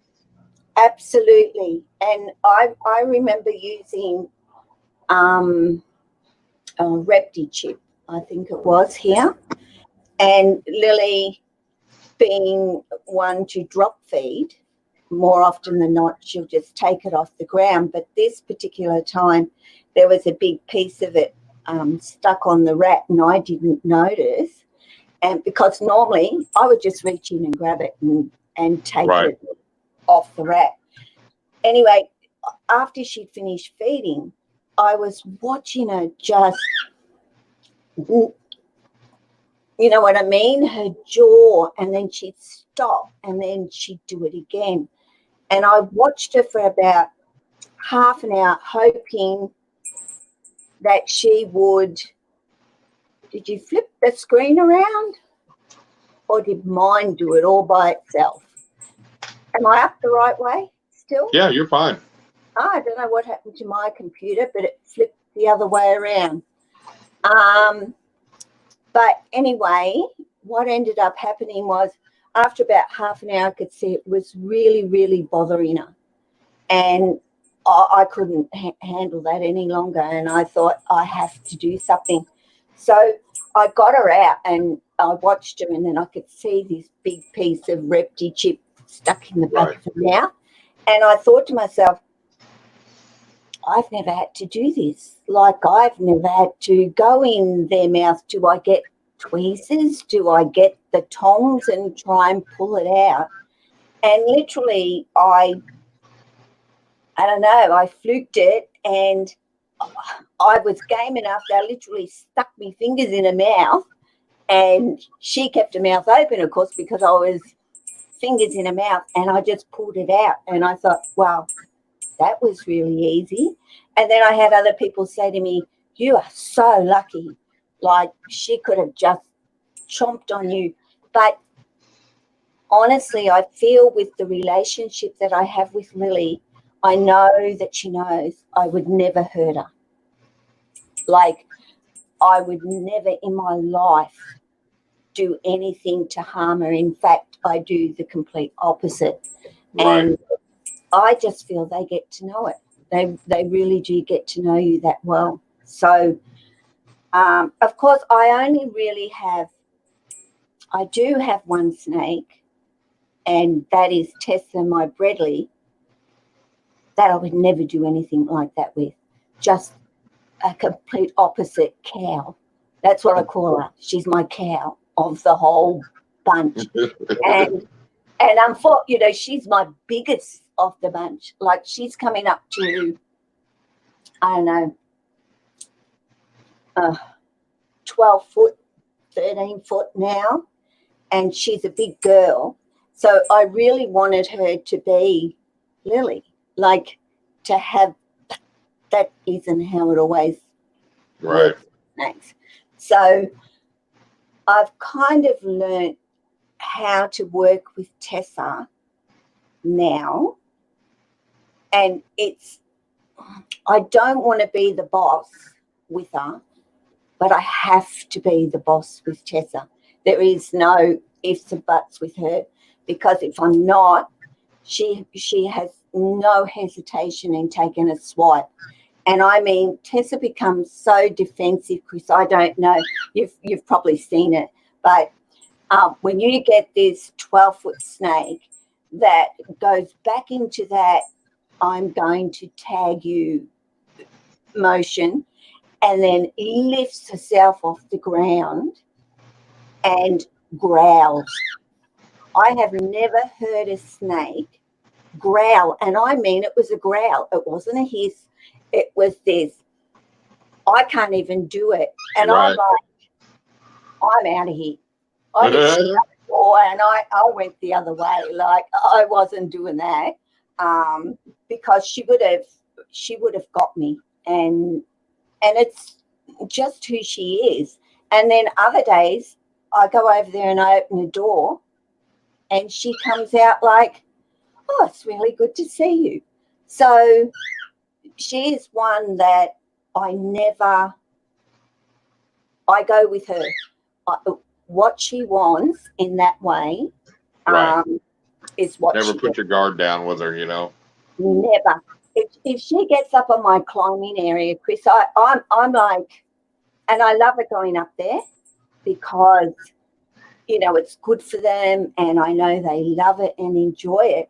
But, you know, she'll be up there all day, you know, doing a thing, whatever. And then I know when it comes to the evening, how do I get Tessa down? Because she's not Lily. Lily Right. knows.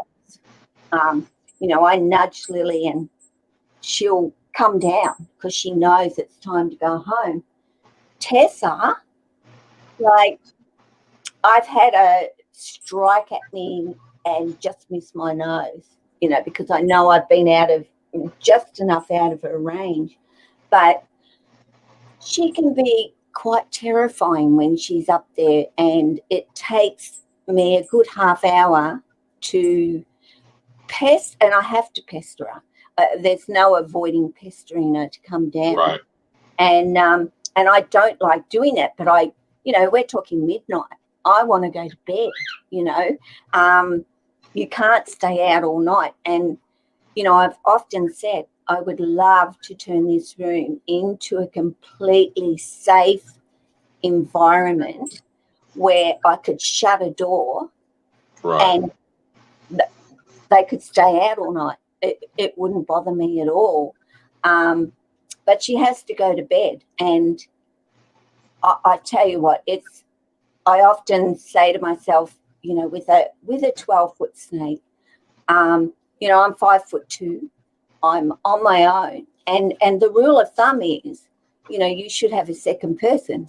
Right. You know, I just don't have that. And I think I've, over the 10 years, figured out I can do it. Like, I know I can do it, and I know I'm okay, and I know I can read her very well. And eventually she's like, bloody hell, all right. You know, and she starts to move down. And that's about the only time that I would say that I'm being the real boss with her. Like, complete boss, you are going to do it, and there is no from you, Tessa, and you can take as many swipes as you like at me, but you're still going to come down. And Right. she's only 3. Like, she's coming up for probably around February next year. So she's still got a lot of learning, you know, and I'm keeping those fingers crossed that eventually she'll realize that I'm not her enemy, that I do really care, and she'll become a little bit more complacent, I think is the word. But then again, she may not. And if this is where she's at and this is where she's going to stay, I'm quite comfortable in having her in my home. Right. So, you know, once she's out and she's physically with me, like, she's beautiful. She is incredible. Even, you know, taking her outside, which, you know, I love, she's fantastic. I can literally stick my finger in her face and she doesn't care. But just other environments, and it's not just cage. Well, it's not just in her enclosure, because Right. she does the same thing when she's out. And I think too, I've also realized that some snakes do not like eye to eye. No, I don't like, even with my berm, you know, it was 10 foot and I could get her out and she's fine, but I never squared up with her. You know, I never let her, even with my retics, I don't square up with them and let them look, because then they're focused on me. Yep. You know, so like I hook train them and rub them, and then I push their head away a little bit, you know what I mean? and then I can pick them up and they're fine because retics are food aggressive. But even with my berm, I push her head away, then I could pet her and pull her out. A 10-foot snake. I mean, she was a big animal, but then I knew I was okay. But if she would come to the glass like feeding time and square up with me, no. Yeah. Let's see. Yeah. Jason said that you need to be on his live next week. And he said that sounds like your snake was letting a bellow out, like when it was growling. Yeah. And he said if you don't have a second person, a hook and a bottle of rum work wonders. Well, Jason, I can tell you. I think he was saying if it bit you, you had to like get it off or something. Yeah, exactly. But I must say that Tessa was the first snake to ever bite me in my life. After, what are we talking about? 4 years of having snakes, if you could say. Like, none of them had ever bitten me. So when her first bite really was just like movement, any movement, she would. Welcome, Rob, to the live stream. Welcome, Rob. Hi, Rob.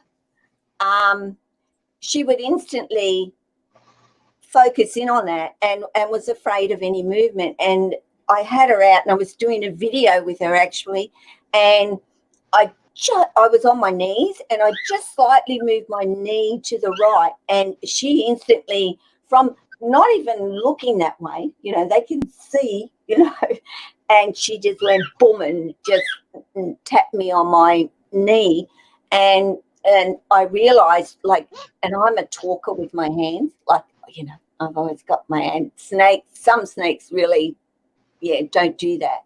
Babies will hit. So, and she was only young then. She was probably about 8.5 months old. And I got her knowing she was not handled very much. And, literally how Tessa occurred was this guy had, Lily's gone back into her hide. He had 6 Bredli, and he couldn't get rid of them. Nobody wanted them at all. So, and they were all really nippy, and Bredlis tend to have that kind of disposition about them anyway, and you do have to put some work in with them. And other Bredlis I've seen are amazingly wonderful, but this group wasn't. Anyway, $150 for 6 of them. Well, I noticed that on a video, the way you were talking with breeders, and I think it might have been a breeder from Australia because it had a lot of carpet pythons. Yeah. And they had a couple that it seemed all right, but most of their breeder snakes that had eggs, they were real defensive. So you could tell they were just using them mainly for breeding, and they didn't have, you can see how defensive they really, of course they are defensive on eggs. A lot of snakes are, but you could tell by the way they were talking about, well, this girl has an attitude before they even went in there. Yeah. So you knew that, and you could tell by their facility, it was a facility that they had, cage here, cage, it had stacks and rows, and that's what they were, they were breeders. Now they had a couple that, might have been their favorites or whatever, that they could get out, but they didn't take all their snakes out, and interact with all of them, I try to, because I clean, I still try to take them out, handle them all the time, just to get that interaction. But like, I really want to take my retics outside, but it's been so hot here, I don't want to take them out in that heat, And it's not cool. It's not cooling down till after dark, so No, and you can't take them out in that type of heat. Right, it's just too hot for them.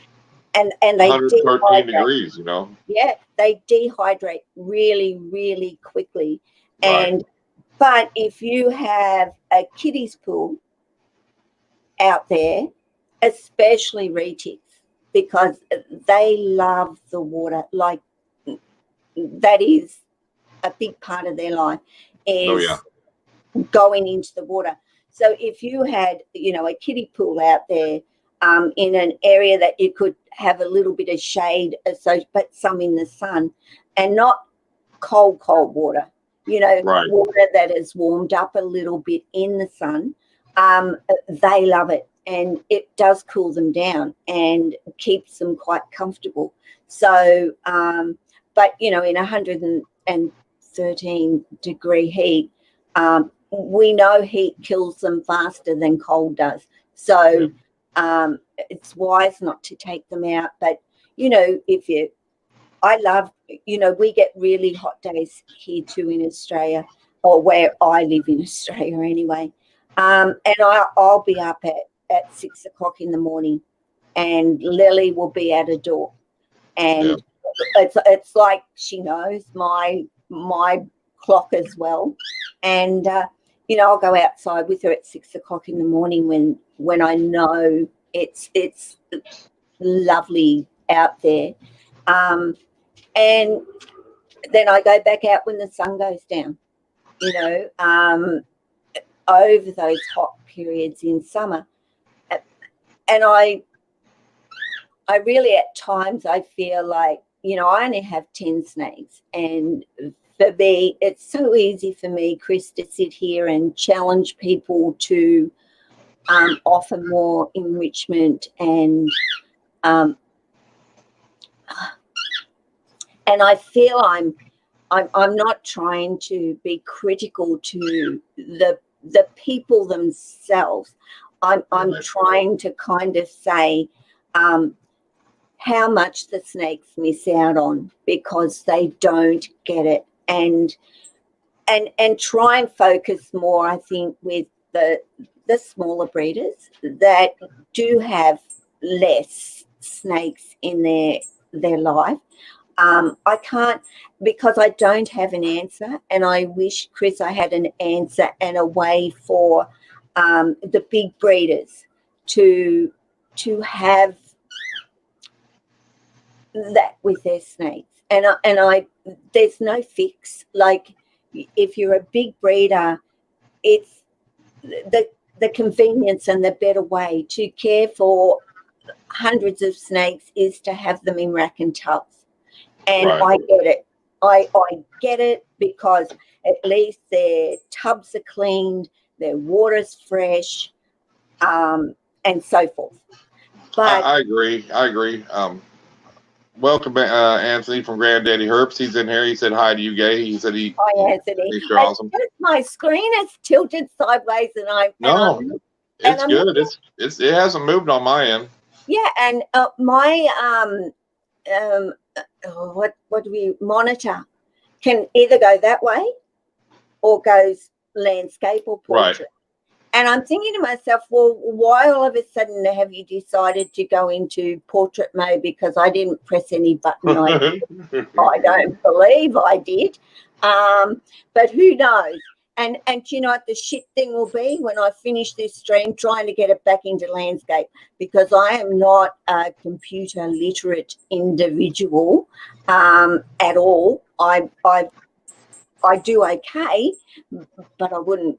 You know, I'm better at snakes than I am at this digital stuff. I believe there's a few people out there that you know, they handle their ball pythons a lot, and they're good.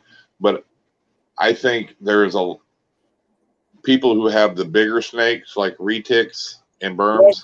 Yeah. They have more enrichment because all they do is eat and pee and poop. So you're constantly changing their enclosure. You know what I'm saying? So, but a lot of them get them out in the sun. Of course, you know, you don't want a 20-foot snake that you can't handle. Number one, you know what I'm saying? But now there is some breeders I've seen that'll be selling a breeder female retic, and I've seen it with the boas too, big ones. You know, hey, they're not for the novice. You better be experienced, because this is just a breeder female and she's mean. So all they've done is breed, you know, where I want mine, you know, they always say that first year is the most important year on a retic. And so, you know, like I said, you know, handle them, their heads, their tails, and then just interacting with them all the time because I know I want to breed my retics, and I don't want a big snake that I can't handle. Oh, you would be a fool. You know, I want an 18-foot snake that I can bring out, and you can let a 5-year-old kid there, and it will not hurt it. You know, like Sonny and Cher. I don't know if you ever seen their videos. Oh, yeah, I do. I watch them all the time. I mean, he's done amazing things with his retic. Yep. I mean, you know, they come to him, they lay. I mean, that's how I'm trying to train my retics, you know, to be real docile. You know, it's hard. It's a constant battle, but it's just interacted all the time with them, you know. Well, my take on it all is, why have one? Like, if you don't want to interact with it and have that trust, you know, that trust between the two of you, because it's a two-way street, Chris. Like, they have to trust you, but you have to let them know that you trust them as well. And if you can do that, then the relationship that you will have will be the most amazing thing you will ever feel in your life. Like, I love all snakes, and I love ball pythons too, but they are very much known. You know, for me, watching YouTube, all I see is breeder snakes. Like, but it's being confident too. You know, it's being confident, and you know, like when I went and got that berm, you know, I got it from a guy that his buddy had left, and he said sell it. The guy was scared, had never taken it out of the cage, you know, and so you know, I'm rescuing it, but I'm also getting a big berm. Yeah, he's like scared. I mean, I reached in there, I kind of and got her out, you know. But I mean, I didn't square. She wanted to square up first, and I had a hook with me, and I rubbed her a little bit and just to see. I asked him. I said, "How was she with the other guy? Did he ever handle her?" He goes, "Oh yeah, he handled her all the time." So I knew that she'd been used to being handled, but he was scared. But I see people that have, you know, they'll be taking a picture and they're grabbing the neck right here, but you know, on a bigger snake, or they have gloves on, so you know they're not comfortable, they're not confident. So they're the type of people that says, "Hey, this snake is mean, it's got an attitude," and you go in there and pick it up, and they're like, "What the hell?" But you have to be confident. You have to know how to read these snakes. Absolutely, absolutely. I had a situation with my diamond python seer who, unfortunately, I ended up having her put to sleep, euthanized. And I should have been wiser. Well, I was wise, but when I went there to see her, she was 3 years old, and I knew she was just being kept as a breeder snake, and they didn't want to breed her. But when I saw her, I understood why they didn't want to breed her. There was something going on with Sia, and I didn't want to leave her there either. Like, I wanted to bring her home, and I wanted to give her enrichment and some human contact and whatever. And he said, I said to him, "Can I get her out?" And he said, "Oh, you're going to need a hook." And I mean, I understand why you need to have a hook, but I kind of looked at him and said, "What?" Like, no, I don't want a hook. I really don't want the hook. And I opened the door, and before she really even had a chance to turn around or anything, I'd already gone in and I scooped her up. And then she just hooked herself around my hand. So I kept her here because, believe me, she was, "Right, you've got me, but don't do anything," basically. So I just held her in my hand, and watched her squaring me up or the whole time, and eventually I slowly watched her relax and become more comfortable. And I that's my confidence. I dislike myself to some degree because I don't feel I have enough fear at times. Like when I talk about Lily, who we can't see anymore, but when I talk about Lily to people and I say to people, I have 110% full trust with Lily, with no matter what I'm doing with her, no matter what's going on, no matter what's happening, I can never see her. I've never seen her defensive, ever. I have never seen her show any signs of stress or anxiety about anything that is or isn't, and so forth. And people, they do say you should never ever have 100%. But you also got to know your limitations. I got that boa, for Christmas there, and I'd never had a boa. They're gorgeous. She tagged me a few times. She tagged just out of the blue and quick, but I got rid of her because, and she was about 9 foot when I got rid of her. She grew and got big, but I was not confident.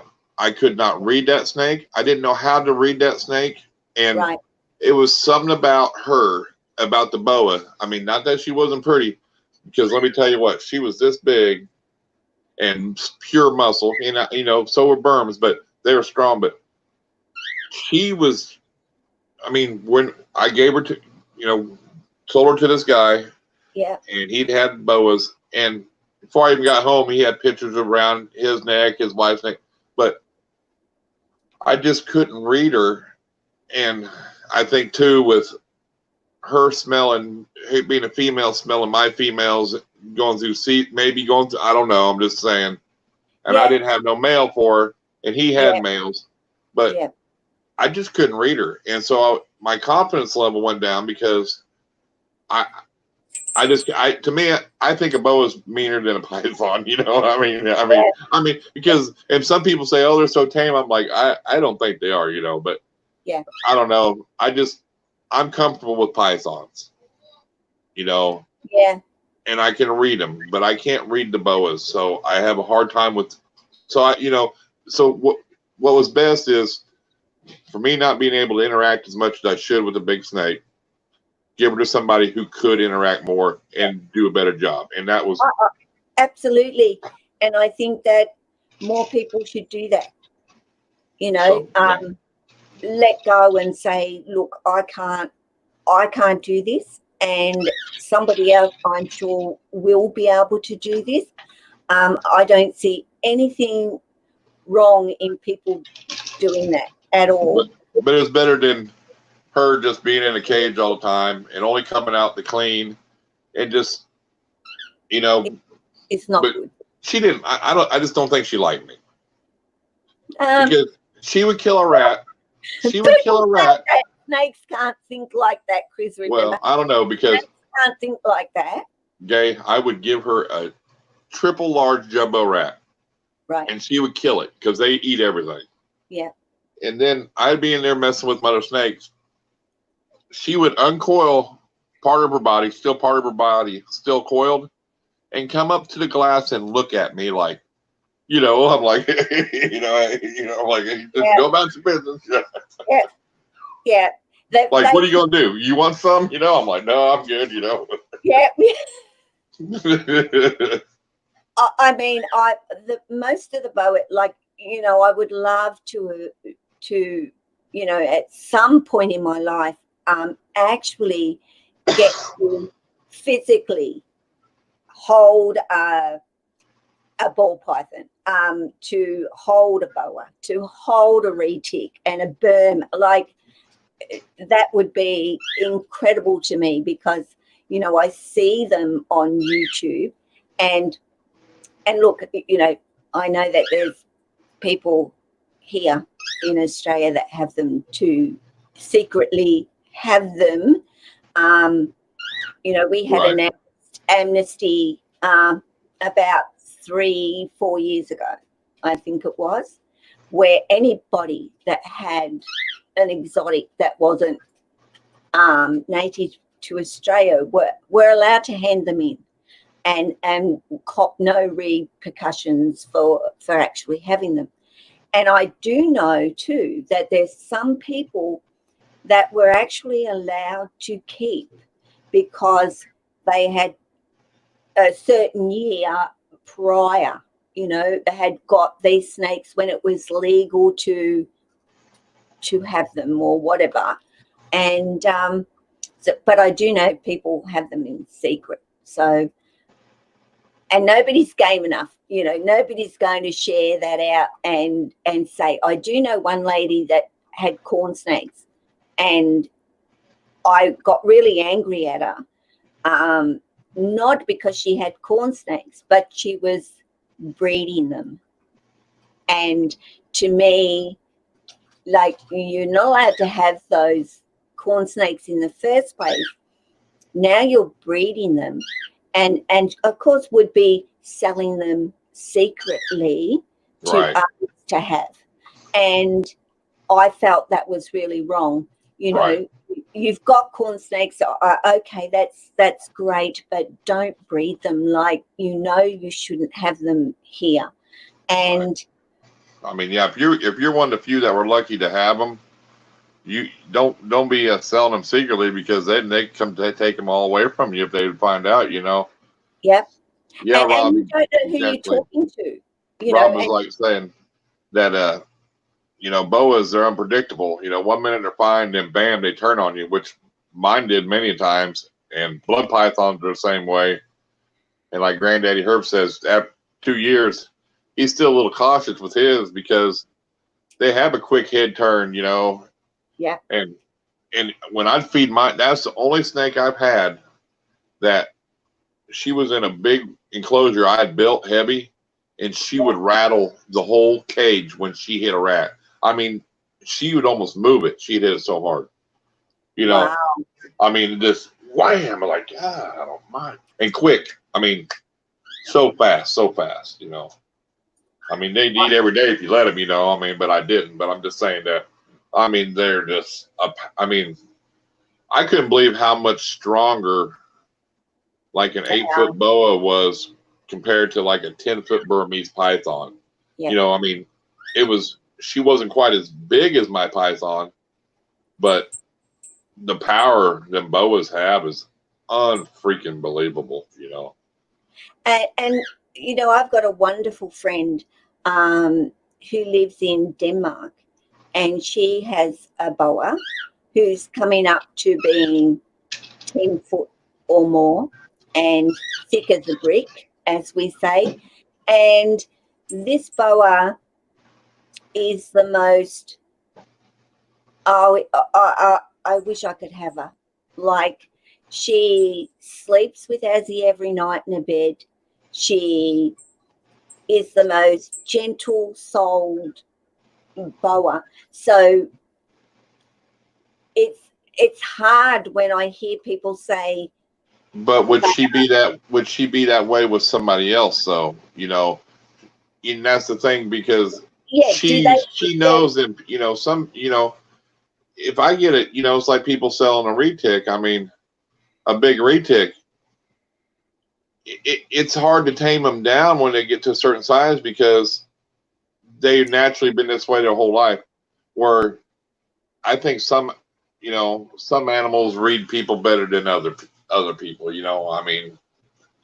Yeah, I agree, and I do wonder, because, like, Azzy got, she calls her Squeezy because she hugs all the time and whatever, but she got Squeezy older and was a rescue, basically, was living in terrible conditions with she was in with other boas, and there was just no space. Like, the space was minimal. And so as he went, I'm going to take Squeezy. Squeezy was the one right down the other end of this fish tank thing, and was like terrified of the other snakes, basically, from what as he could see.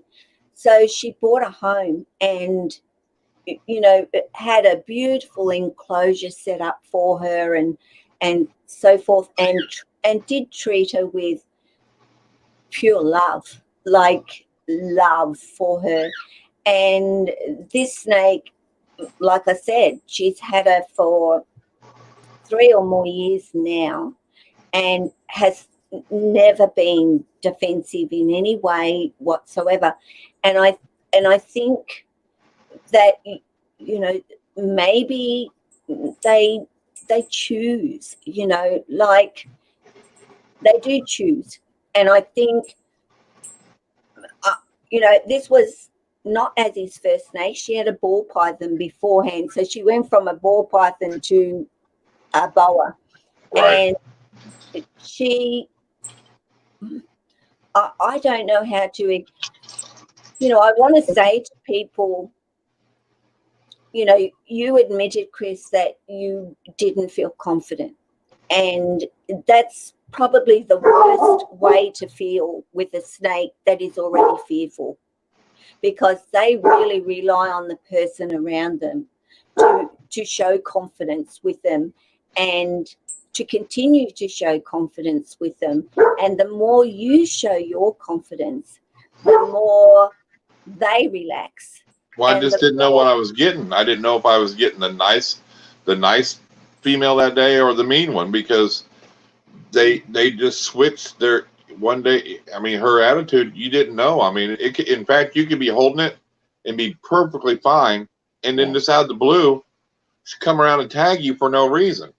Right. And you're not doing nothing different than you were doing, It relates back to prior, Chris. It relays back to trauma, neglect, and so forth. And it was because she was neglected, and a guy I know that had raised snakes had rescued her out of a house that was abandoned because people left her there.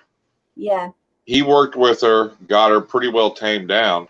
Yeah. And he was getting rid of her, and I knew him, so I took her on, and she was great. I showed the video. She was great, and she was for a while.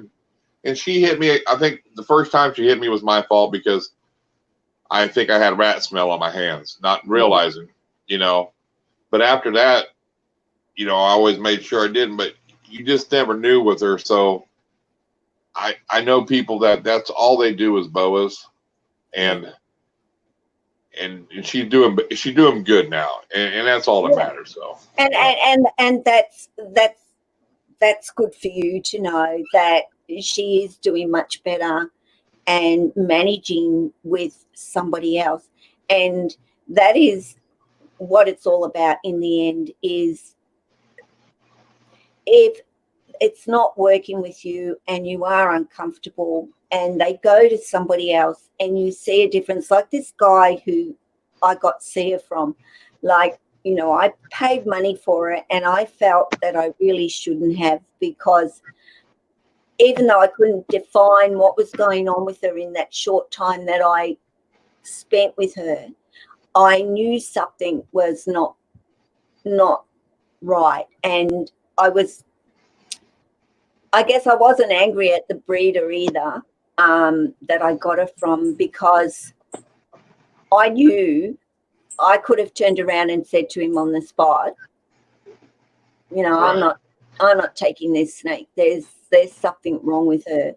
And I could just tell by her size. She was tiny for a 3-year-old diamond. And I know, even my carpets for the first 3 years, except for Tessa and Jessie, I think, they're pretty small. Like they don't really, they grow in that first few years. I think around 2, I notice a bit more growth with them. But then from 3 on, it's almost like they catch up on that last 3 years that they didn't grow very much. Right. But I mean, I believe my retics are smaller than they should be at their age, but I don't power feed them like some people do to grow them so fast. yeah, I'm trying to let mine grow a little slower, but be more healthier. So I'm and not trying to rush. I'm not trying to, even though I wish I could breed them right now, because it's my most important breeding I'll ever do in my life to get my cows up, my dream animal. But yeah, I want to make sure when I do breed them, yeah, that I've raised them right. They're nice and healthy, yeah. and maybe I'll get a healthy clutch instead of, hey, rush them and get a 20 egg clutch when I could take my time and maybe get 30, 40, 50 eggs. You know what I'm saying? And to be healthy for them, you know? Yeah, absolutely. And, you know, if you do that, Chris, you're going to get many years of breeding out of your females and much healthier babies, for sure. Bigger babies when they're actually born. Right. It works so well to not overfeed them. And I don't know if anybody else just watched a video, because I love Garrett Hardle. You know, like, I think he is so knowledgeable. Like, Right. he's so good, Garrett. And, you know, I think he's somebody that everybody can trust for information, and he will give you the right, you know. And he was talking about the jam payers, and, you know, they're one of the bigger of the dwarf family. And but he showed his male and female breeders, and they were like 7 foot, which, you know, we see jam payers, and we have seen jam payers that are getting to 15 foot. But those jam payers were fed, you know, lots and lots and lots of food. And it was done, as he says, this is Garrett's, not me with the knowledge, it's Garrett's knowledge, that it was done for a purpose to see whether and how big the jam payers could actually get. Out in the wild, average, they say they can get to about 12 foot, which to me, having a 12-foot snake right now, I think, oh, that's easy. Like, that's just way, yeah. I mean, I am jealous, and I envy the fact that you guys get to be able to have a retic in your life. Yeah, I mean, she's not real big. I mean, you know, I mean, I don't know, but she's almost a year old, but she's not super big. You know, she's probably, as you see, she loves to grab me. I got to hold on to her. Yep. But if I'll show you what she looks like up close. Yeah. If you can see the iridescence on her, maybe. Oh yeah, absolutely. They are just gorgeous.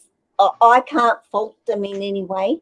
They are beautiful looking animals, and they are intelligent looking animals. That's the thing that I find with retics. Their intelligence is beyond. So intelligent this snake is. I mean, you can see their eyes. They're always thinking. They're always moving, you know. And you need snakes that think. Like, snakes that don't think just react, and then you can get into a world of trouble. But, you know, there are species that I do believe that have that capacity more. I'm not saying that no snake has the ability to learn and to do. I mean, I watched this corn snake, which I don't classify as being an overly thinker of a snake at all, and not overly reactive either, but just in the middle there.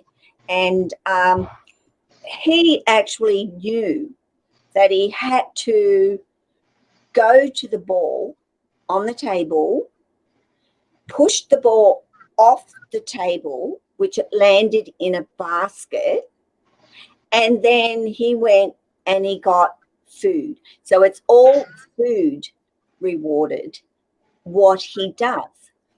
And it only took this snake a few times to understand that he had to push the ball off the table first before he would get something to eat. Now, watching a snake go up to a ball and nudge it Right. to push it off the table, just wow. Like that is, to me, incredible. And you watched the lady Laurie on my channel, who is getting her degree in snake behavior, basically, and that is her whole life, is training snakes to do things and to see what their abilities actually are. And she got her snake from Garrett, her retic super dwarf off Garrett. Right. And Garrett actually wanted her to have this retic because he wanted to see just how smart they actually were. And he knew that Laurie would prove this and show this to everybody, just how intelligent they really are. And Talsetti is only a young boy at the moment, but Laura just doesn't train. You know, she's not just about, yes, she's training the snakes to do things. She trains them to come out onto a what she calls a station, and they know to come out onto this and hop onto that and to follow the target, and Yep. then they'll get something to eat. And one time, and I think it was with the corn snake, which is why I would ask everybody, if you know you really want to see that side of snakes, go and check Laurie Torini out.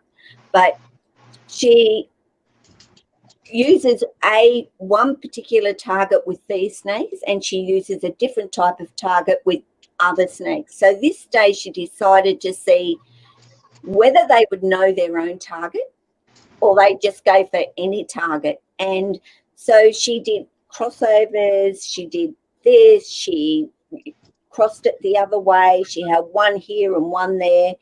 And that snake, not 4 times she tried different things, or 6 times, and every time that snake went to his own target.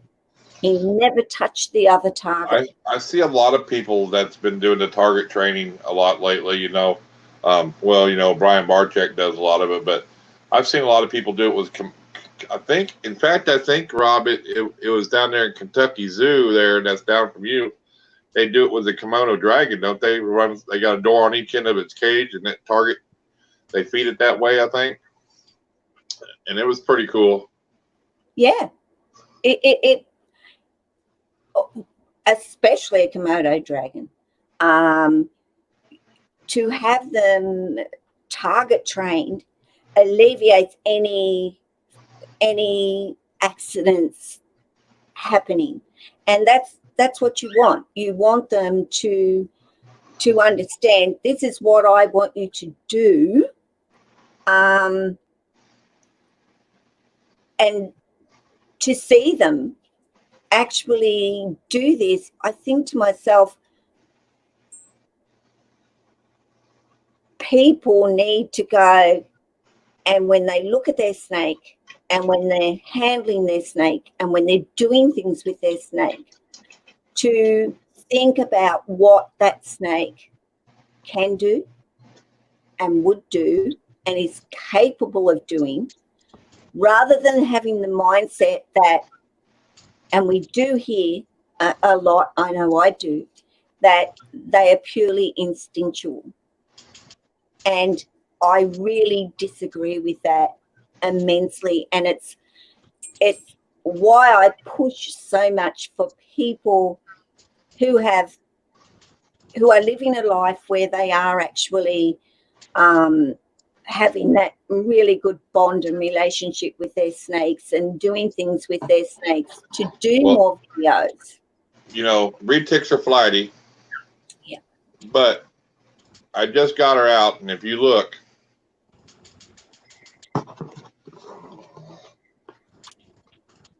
yeah, she's chill. yeah, absolutely. And She is so, she just, you know, about 10 minutes of her really running, and she just wants to cuddle and love. What's up, Area 51? You got a couple pieds there, I see? Yes, sir, I sure do. What do you got there? Got a male banana piebald. Nice.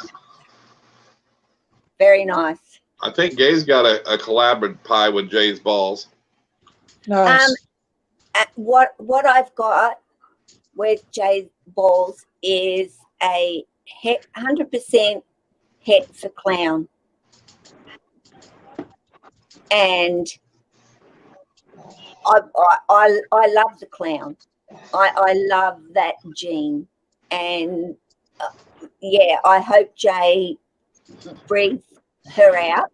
And he actually stopped on the live stream for like a couple minutes the other day, and I still hit him up on Facebook, but I know he's got a busy life with the dog rescue and everything, you know. Yeah, and he's a wonderful person. I love Jay, and he found his calling there, I think. Yep, and I met him through him getting his jungle, and I watched the first video that he ever did with him, and he was scared, you know, like he was, because I forget his name. Do you remember what his gosh, I hate myself for not remembering his jungle carpet python's name. It's on Mojo. Yes. But I watched that video, and I'm watching him handling, you know, like, you know, that stiff and that, like the whole time, and I'm watching Mojo cruise, just chill and just, oh yeah, right, oh, this is good and wonderful. And Jay the whole time is like, I could see he was afraid of this snake, and understandably, he didn't know Mojo that well at that particular point. He'd only really got him home and set him up and stuff. Anyway, I couldn't help myself, and I wrote a comment, and I just said to Jay, you have got yourself the most chilled, relaxed, easygoing snake, Jay, enjoying. Let go of whatever it is that you're worried about, because Mojo is not worried about nothing. And that's exactly what Jay did. He went, yeah, you're absolutely right. And he did. He just let go of all that, oh, I'm really worried about him, and really started to enjoy him. And he said to me, he is the most amazing snake. And I'm so glad that I've got him and he's in my life. And yeah. Yeah, and Rob, I'd like to see pictures of them. I'd like to see what them look like. What up, Rob? He's got a hi, Rob. One male, two female checkered albino garter snakes. This one's my female clown. Oh, nice. Yeah. Nice. Yeah, I love what they do to the pattern. I don't know. I just like it for some reason. But of course, my favorite, like I've said to you, Chris, is the Mojave. I think that gene does incredible things as well. So probably the clown and the Mojaves, I would have them in my life. Like they're the ones that I would go to first and say, they're what I would have. And I know everybody's crazy about pies. My Mojave male, dude, he's so chill. So yeah. I mean, he's just not a mean bone in his body. Yeah. So I saw this female. Or in this one either. Mojave just Clown for $750. chilled. You saw what, Justin? I said I was at Oh, Morph sorry. Market and I saw a female that was a Mojave Clown for $750. Wow. I've never paid that for a snake yet, that much money, ever. I mean, most of my snakes I've actually got for nothing. So I've This been, one right here is my biggest investment right here. and they're not cheap. Like, they are so not cheap. But honestly, Chris, if I was able to have them, I would drop everything and mortgage my house and breed those snakes and have those snakes in my life. They're one thing that I think are going to be huge over there. Yeah, I mean, the retics, I mean, they're not all that. I mean, there's some that are fairly cheap. You know, you can get cheap. But because I wanted, my dream snake's a cow. Yes. And I wanted to buy one. Yep. And Nerd had a pair that were just the two genes. They weren't nothing colorful or fancy. And they had them for like $800 for a pair. But they were babies. And but they were sold out. Right. And so I contacted Jay Gonzalez because he had a couple berms I was looking at. We got talking, and then he had this nice golden child, black child, 100% hit for orange ghost stripe, and he's got the purple phantom, which makes cows. Yes. So what better way to get your dream snake than to produce it? Yeah. And you know, because a cow on the cheap end is $2,000, you know. I know. And on up. And so if I can produce hopefully 10 or 12 of them, you know, I mean, I'd be ecstatic. I got people wanting them, but it's going to be hard to cut them loose, but I will, you know, but it's just, yeah. I mean, that's my snake, you know, that's what I wanted. And I never thought I'd be able to produce them. Let's put it that way. Well, I'm how wonderful though. Like, oh just yeah, how wonderful to do that in your life. And I wish I had the time, the space, and whatever. I do feel that breeding is good for your snakes to do. It's a natural thing for your snakes to be able to do in their lifetime, is to breed. I wouldn't say that I would want to breed over and over and over again, that female, but I would certainly like to let her have at least one clutch of babies in her life and do what it is that she's supposed to do. And if Jack probably was still alive today, I probably would have bred him and Lily together. But unfortunately, Jack isn't here with me anymore. But when I did breed, and I bred Jack with a female coastal Lacey, she only had 10 eggs, and I let her maternally incubate those eggs herself, and they all hatched, which was incredible to see. Welcome to the live stream, James. James from Reptiles is in here. Okay. Oh, hey, James. Hey, James. And I loved it. I really enjoyed the experience. And the problem is I didn't want to let go of those babies. I became so attached to each and every one of them that I kept them for 8 months before I could even think about finding homes for them. And everyone that went, I just bawled my eyes out for days. Like I was a mess for the whole time. I was trying to find homes for these babies because I didn't sell them. I actually gave them to people that I knew were going to raise them with my my thoughts about them, and I didn't want to sell them. I just wanted them to find a good home. So after going through that for quite some time, I decided I'll never breed again.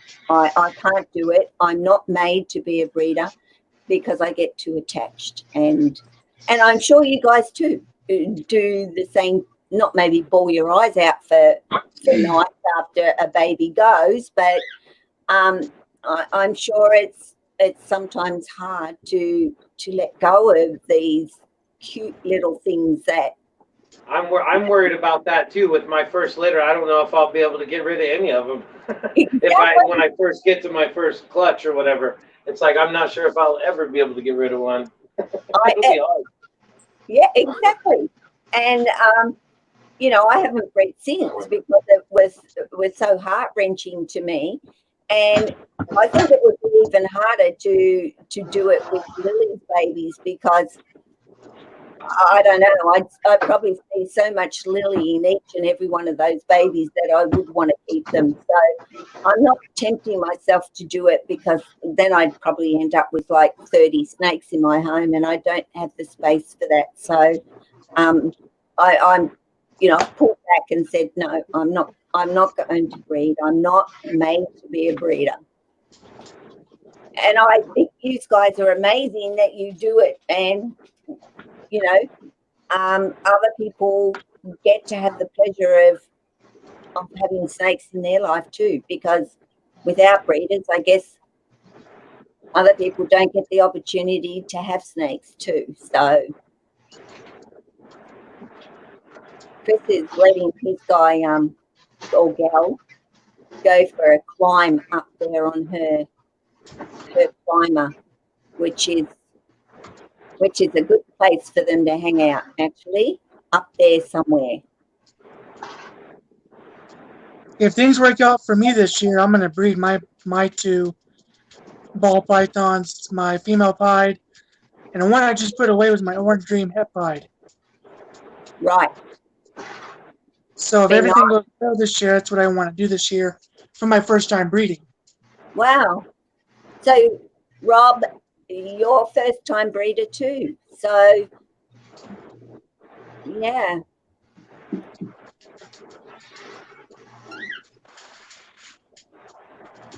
I don't know if you can see, but yeah, I can see So, up there. like I put them away, but I'm going to show them his that's what that's tracks. for, and that's where they like to play. I don't know if you can see that, but his she's tracks killed. like connect almost Yeah, his whole body. Yeah, they do too. Very, very nice. I mean, like you said, and that's, you can see she's just loving it up there. He has really good pied markers. I really like him a lot. So I have no doubt that he'll prove out as 100% het pied. Yeah. Well, that's the only way to do it, isn't it? Breed him, him, and prove out that he is pied. Oh yeah. I don't know if I lost sound. See, she's just so chill up there now, They love it. That's who I want to breed with my female pied.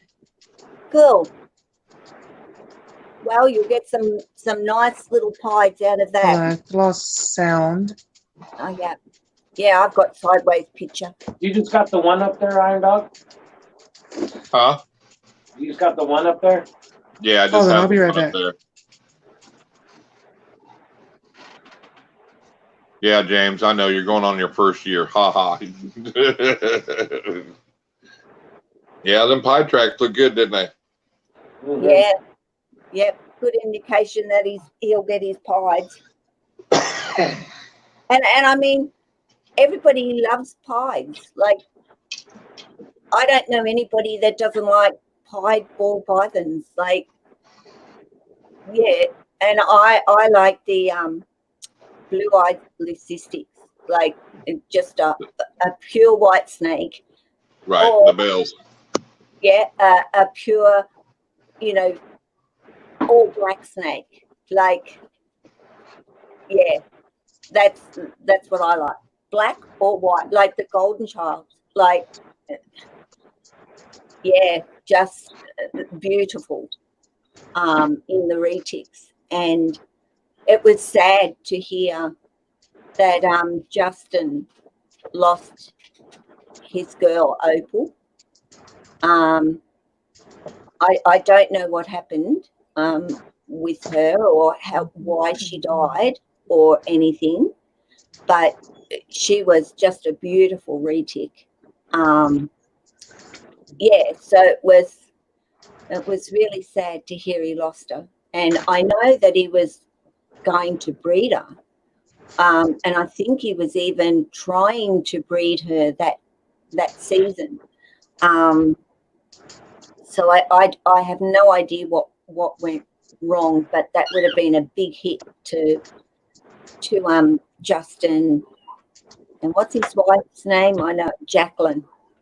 So yeah, it'd be interesting actually to find out how come she passed away. You know, so whether it was just natural causes or there was a reason for it, because I always think that information is really good to pass on to others so that they can be really aware of it. Like, you know, my carpet pythons are so prone to getting lumps or getting cancer, which is really, that terrifies me because I've lost two snakes to cancer, tumors basically. Lacey got it on the brain and in her abdomen area, and Jack actually got it in his bowel. So, you know, I questioned myself, and I said, what did I do? Like, was I doing something wrong here with my snakes? And basically the vet who trained over is an American. He did his veterinary degree over in America. So, and he looked more into reptiles and being a reptile vet, which has been wonderful for us here in Australia because we have very few that are focused on reptiles. I probably know more than a lot of the average vets here when it comes to reptiles, except for Josh. And, you know, I was asking him all these questions, and he just said to me that carpet pythons are very known to get tumours, and it's really quite common. So that's, I guess, a downfall for me because, you know, I love having my carpet pythons, but then I worry about this type of thing actually happening to them, and I can't, there's nothing I can do to prevent it at all. And, you know, you can do surgery and so forth, and I did with Jack. He had surgery to remove the tumours from his bowel, but unfortunately when they went in, they found he had a smaller tumour at the top and he had a larger tumour down the bottom of his bowel.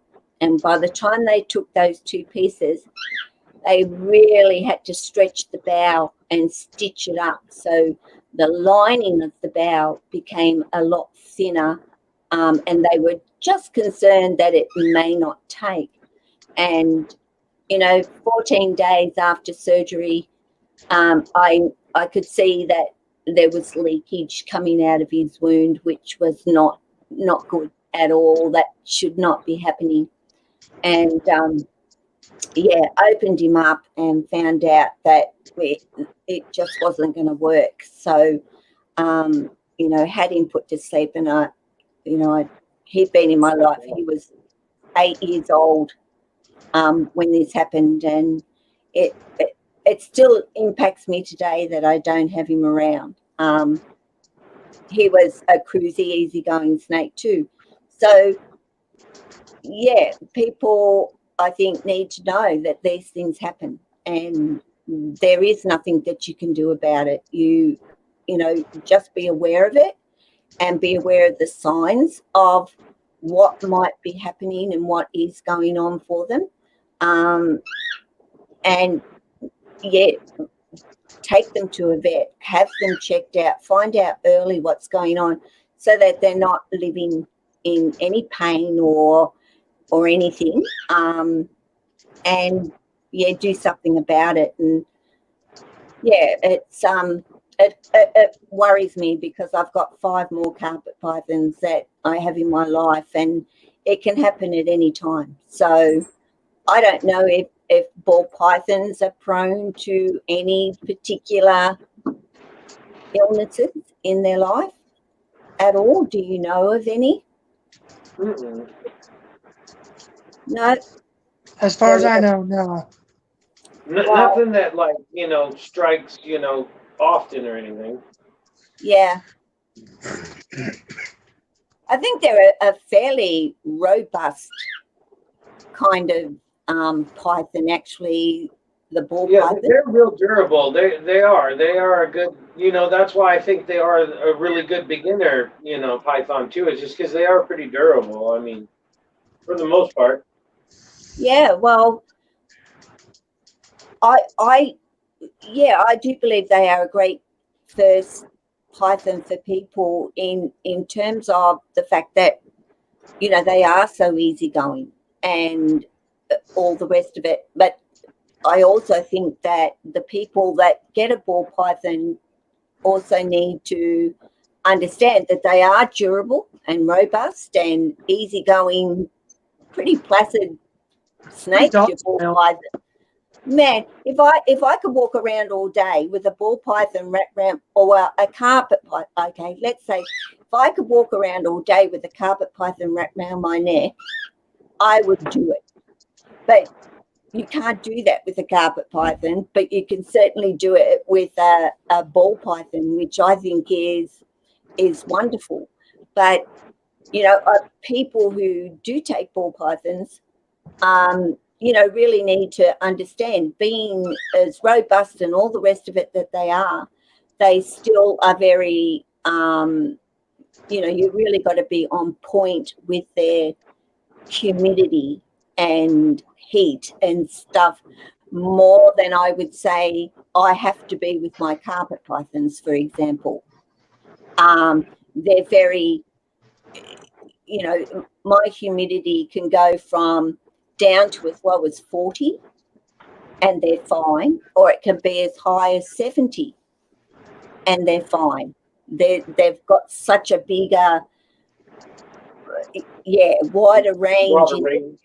Yeah, and whereas your ball pythons, like it's to me, it's right, it's got to be this, and it's, their heat has to be this and so forth. It has to be right on point. Yeah.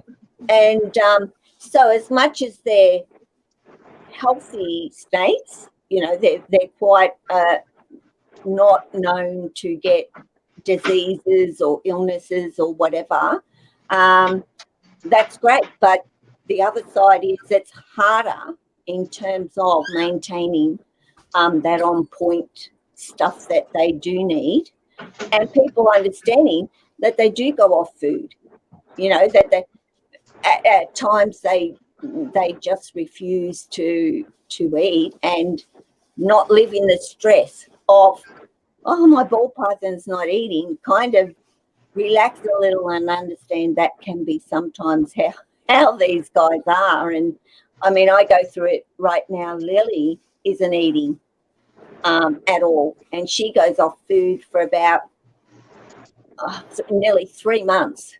She won't eat a thing.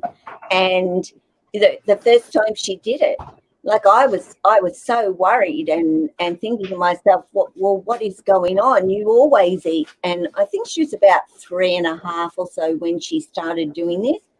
And I've just kept records. And I can literally to the day now go, right, that's Lily's last meal. She's not going to eat anymore. So I ran 12 mice down the back of her throat because I know she'll take them. And then she doesn't eat for 3 months. And I think, okay, right. You're right. So Gay, do you feed live or do you feed frozen thawed? Well, we here in Australia legally are not allowed to feed live feeders. It is totally illegal. You must get your snakes onto frozen thaw. It's the same way in the UK too. In the UK, you can't do any live feeding either. Well, If your snake's about to die, they'll allow you an exception, but yes. yeah, for the most part, they don't allow you in a lot of places. Yeah, I got some picky eaters too, but I'm getting I'm getting an ASF colony next weekend for sure now. So I'm gonna go pick them up next weekend. So You are? yeah. Hell yeah. Ooh. Mister, you were just for the normal rats. What's up with that? Well, I got a couple of them that they only eat once a month, and I think you're making a smart move on that deal. I really do. If you can keep that colony going, I think you're doing good. And I know that the two that I'm going to feed to, that that's mainly for just the two snakes, I'm not going to ever get rid of them. You know what I mean? Yeah. Yeah, That they're going yours. to be, it's my albino boy, which I'm not so much worried about, but it's my candy female, and I'll never get rid of my candy female just because she's, I want, She may turn into a savage on you. well, I mean, she's only, you've seen the cinnamon girl. I don't think she's quite a year or right at a year, and she's like 800 some grams. The candy is just as old, if not older, and only at 300 some grams or 400. Yeah. And she's only eating once a month. And I don't want to feed her mice because I'd rather get her on, see if she'll do the ASS, because at least if she eats one ASF, like you said, it's worth 2 rats. The protein in it's double. Be like having 2 rats. So it would be better for her, And look at Balls, the guy in the UK. Sorry? Balls to you? Balls to you. He feeds mostly ASF to his ball pythons, and because he says, like you've just said, Chris, they are so much better. And in actual fact, ball pythons prefer them. But I don't want to do all my snakes because I don't want them to be strict ASF feeders. You know what I mean? No, and that's Yeah, go ahead. That's kind of how I am with mine. I just got my African softwares not too long ago. 2 females, 1 male to start off with, and I have 7 babies in there now that she gave birth to. So my thing is, I'm gonna grow mine up, and then keep adding more to it, or let them have babies and start growing my colony that way. Yeah. I'm getting 2 males and 8 females, and that's going to be my colony. 2 males, 8 females. Are they already adults? You'll end up with more though. You'll end up deciding. I'm sure they are, or close. I'm coming from Donnie, DER, so that's one of the perks of being the COO, right? I would do it. Yeah. I mean, the worst thing bastards are mean. Yeah, well, the worst thing I ever did was offer Lily a mouse. Like Slade, I'm glad you joined in. Slade asked, he hit me up on Instagram earlier. Was wanting to do a topic more on retics. Yeah. And because he's wanting to get a baby retic, and I think are you wanting a mainland? Is that what you're wanting to get, a mainland retic, or are you wanting to do the super dwarfs? Because I agree, Slade. I wouldn't try to get a bigger, adult, or you're better off to start with one as a baby, so you can get to know it, spend time with it. Especially if you're a first time retic owner. You know what I'm saying? I would, if you want a mainland retic or even a super dwarf, and you're in Colorado, correct?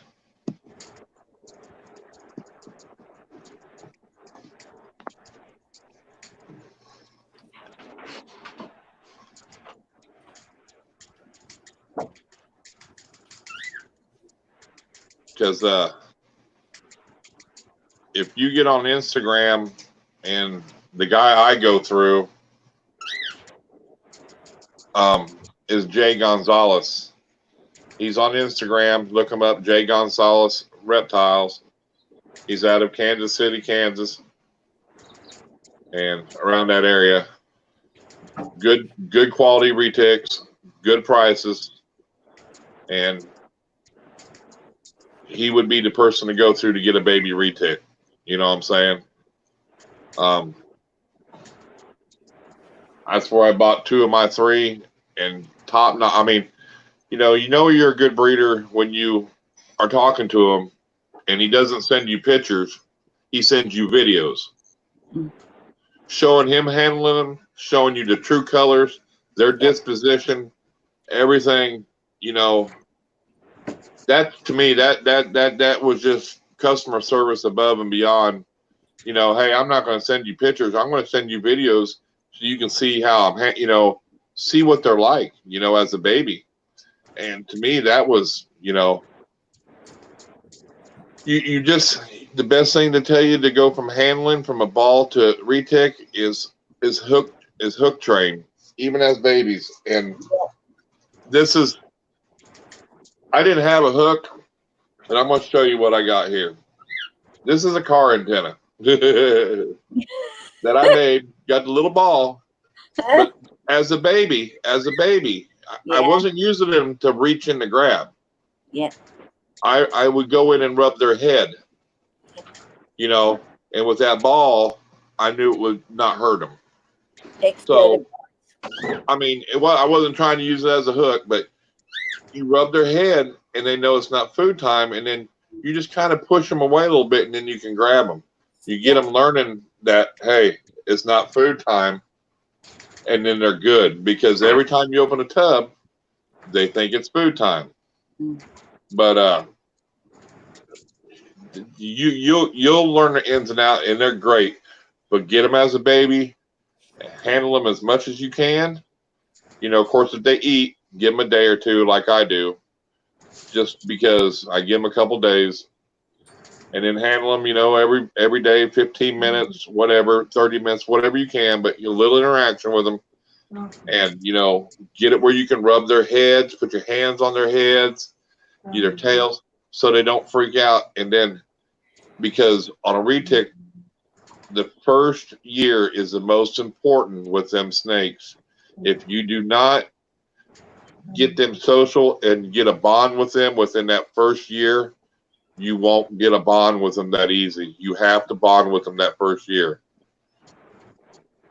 Yeah. And I'm telling you, dude, if you want a good hook, I think, who is it, Justin? You know anybody who makes good hooks? No, I think there's some guy, he runs around YouTube. He thinks he can make it. Yeah, I think he's out of Kentucky somewhere. I know that person too. Yeah, I'm not, I think his name is Rob from KY Constrictors. Yeah, from memory. But Slade, I mean, it might have been him. It might have been him. There, that's just my recommendation. Who I would go through. I'm not saying there isn't better retic guys out there. There's Wildfire Retics is good. If you ever look up Mostly Snakes on YouTube, Steve, he sells some retics here and there. But if you're wanting just pure quality and genetics that are bred into that are good, and that I recommend Jay Gonzalez, just because you want that domesticated snake that you keep producing and get that wild out of it, so it's not for a bigger snake, and tell them. Mainly. Exactly. Tell him I sent you over there, and I bought off of him. And he doesn't just deal in retics; he deals in berms. He's one of the best berm breeders I know out there. I mean, all the pieds, champagne, caramels he's into, dwarfs, ball pythons, anacondas, and his facility is white and it is clean. It is top notch clean. His kids help him. That means a lot. His wife helps him. It's a family deal. So kind of like Garrett Hartle, when your family can go in there and mess with them snakes, Yeah. you know it's good.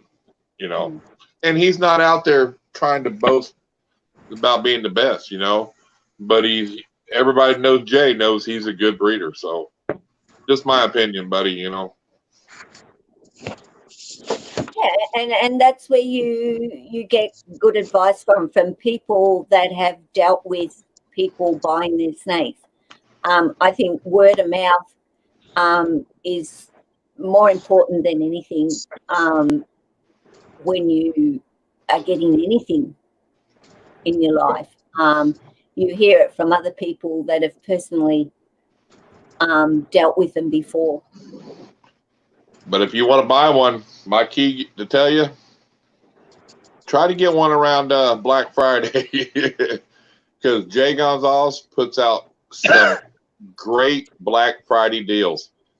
I mean, he was giving away a pair of albino Burmese, you know, male and female, for $200. You know, Wow. I mean, he'll cut you deals because that's kind of his way of giving back at Christmas. You know what I mean? I mean, he did a raffle on a pied Burmese. That's a $15,000 snake. $50 tickets, and it didn't matter whenever, you know, whenever the time limit was up. If he filled it up, he did. If not, oh well, he still gave it away. Somebody won a $15,000 snake for $50. That's amazing. That's amazing. Wow. That is amazing. So I'm gonna go, guys. I'm gonna get home. Thanks for being here, guys. Thanks It's for been a coming. pleasure. Nice to meet you. Nice to meet you too. And I'll Thank talk to you you, guys next time. Jason, whenever I have babies, I'll hook you up, buddy. But that golden child, black child is not going nowhere, because if she proves out black child with the calico gene, oh my God, that's part of the poison ivy line from Nerd. Yeah, her prices went up to about 5-10 grand. Wow. Because it's not genetic, you know, like it can get it if her mom was a black child from the Nerd line, so she can produce calicos, and so it's and that's weird. It's not a genetic thing, but you could have 10 snakes, and you know it might get one, it might get it, you know. So I mean, I'm hoping. I mean, she looks just like her mama, but who knows, you know.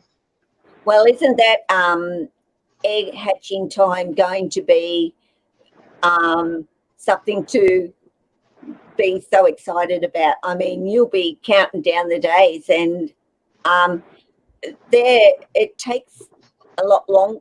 It's a much longer process, isn't it, for retech eggs than it is for ball python eggs, or is it around the same?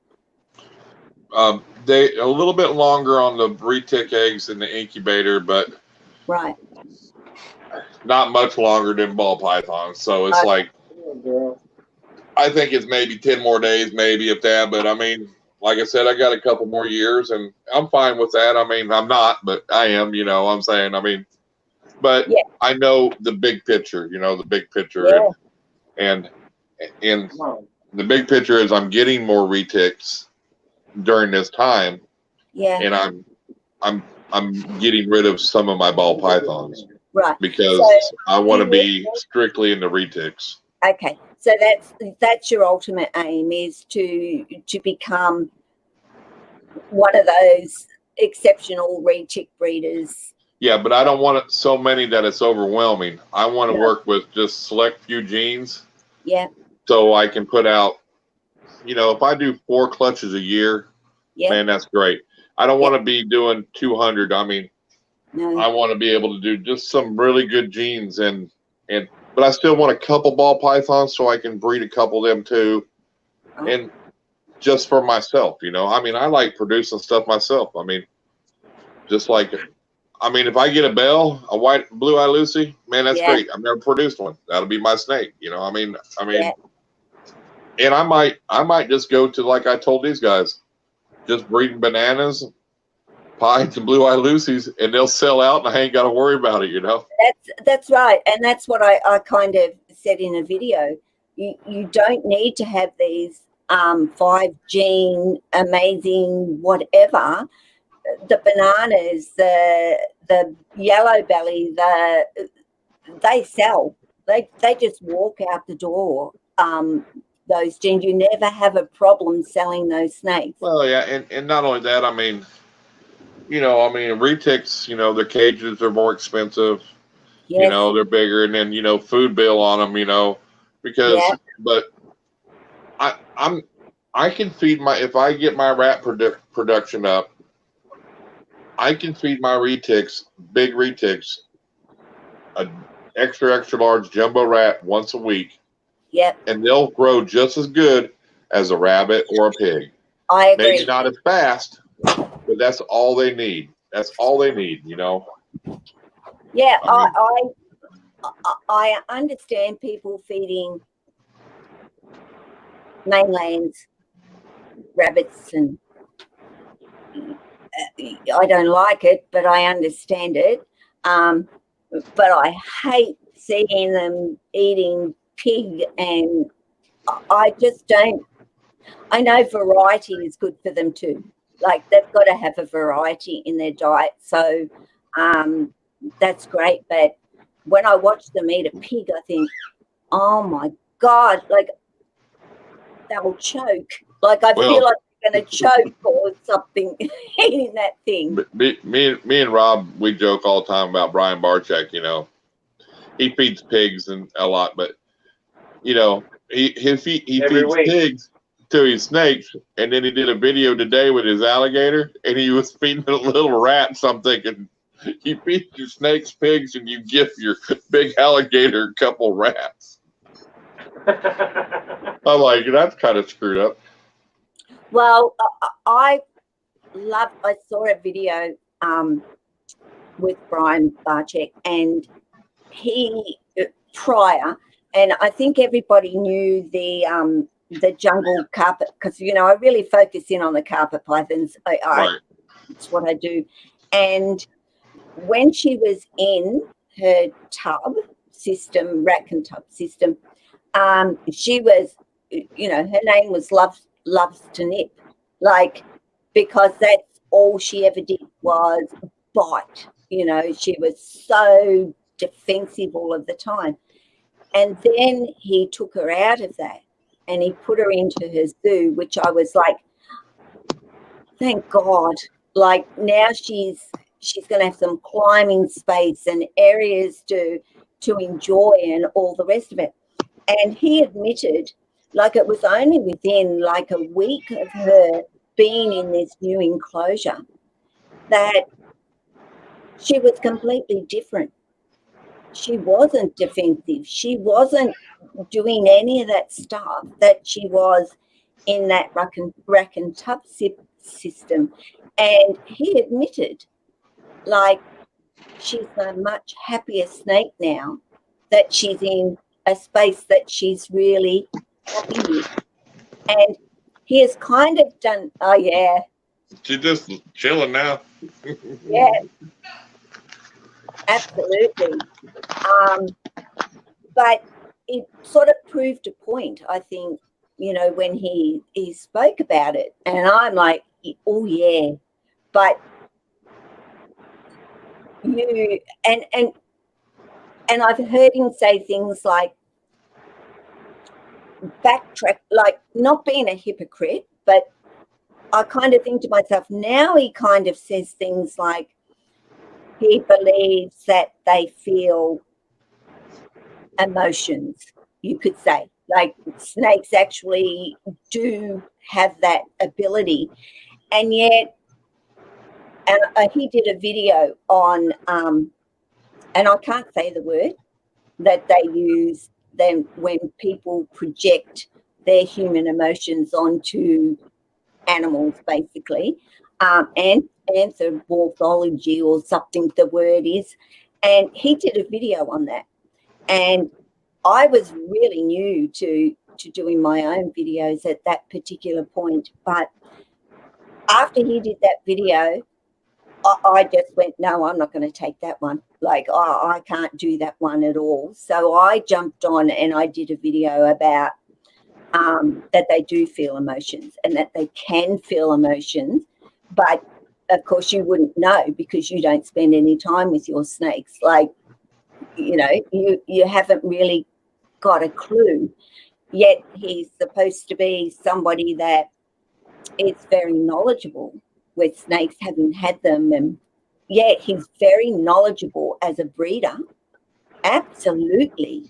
Yeah, I mean, you can't take nothing away from what he's done for the industry, and no. He's even putting his ball pythons now on his Reptiprime instead of paper, you know. Yep. And he does a lot of target training, and I think he does mean good, but he's just so big that it's just, and he's into so much other stuff too besides BHB and the Reptarian that I think it's just overwhelming, you know, that you know, so I mean, and you know, there's people like US Art that he wants to, they won't let him be a sponsor because there's so many people that hate him. Yeah, look, but there's so many people that love him too, but so they don't want that controversy, and so, you know, I mean, you know what I'm saying, and it's a shame, you know, I mean, really, I mean, but then, you know, like we talked about, is does he feed his snakes, overfeed his snakes, because he's letting you come in and experience holding these snakes. Yeah. So if they're well fed, they're not as aggressive. And, you know, I'm sure you got to sign waivers. Everybody does, but so I can maybe understand that, because, you know, you got little kids and all these people handling your snakes. Yeah. If it would even be hungry at all, but you just got to watch the overweightness on them, and, you know, I mean, and just the poo you got to clean up the big snakes. Yeah. I look at Lucy and I think to myself, man, what a snake that one is. And she's getting a big girl now. Like, she was already big, but since she's been over in the zoo and in that enclosure, she has grown massively from what I can see. But he also does stupid things like trying to feed her a 25, 30-pound turkey that she struggled for 10 hours that couldn't eat. I know. That was a big stress on an animal like that, when you could have gave her 2 or 3 rabbits, you know. And I just think you stress, you know, it's a big clickbait. Hey, can I do this? And it was just like he's wanting to feed his monitor pigs now. And I think sometimes you need to back off and slow down a little bit. You know what I mean? Yeah.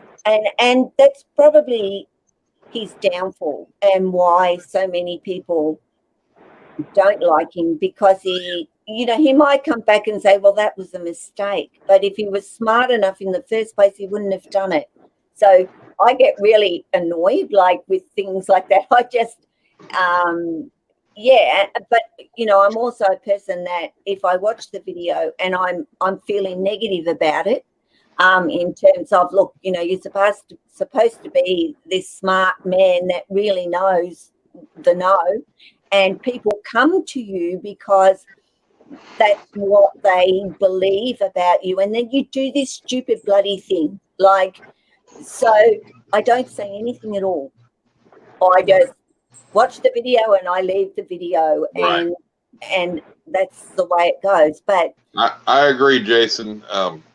His son does kind of get under my skin a little bit. I'm not a big fan of Noah, his son, and but, you know, I think Brian's biggest followers are more hobbyists, or just, you know, younger people and hobbyists that have 1 or 2 snakes. They're not like us that can see through a lot of that. You know what I mean?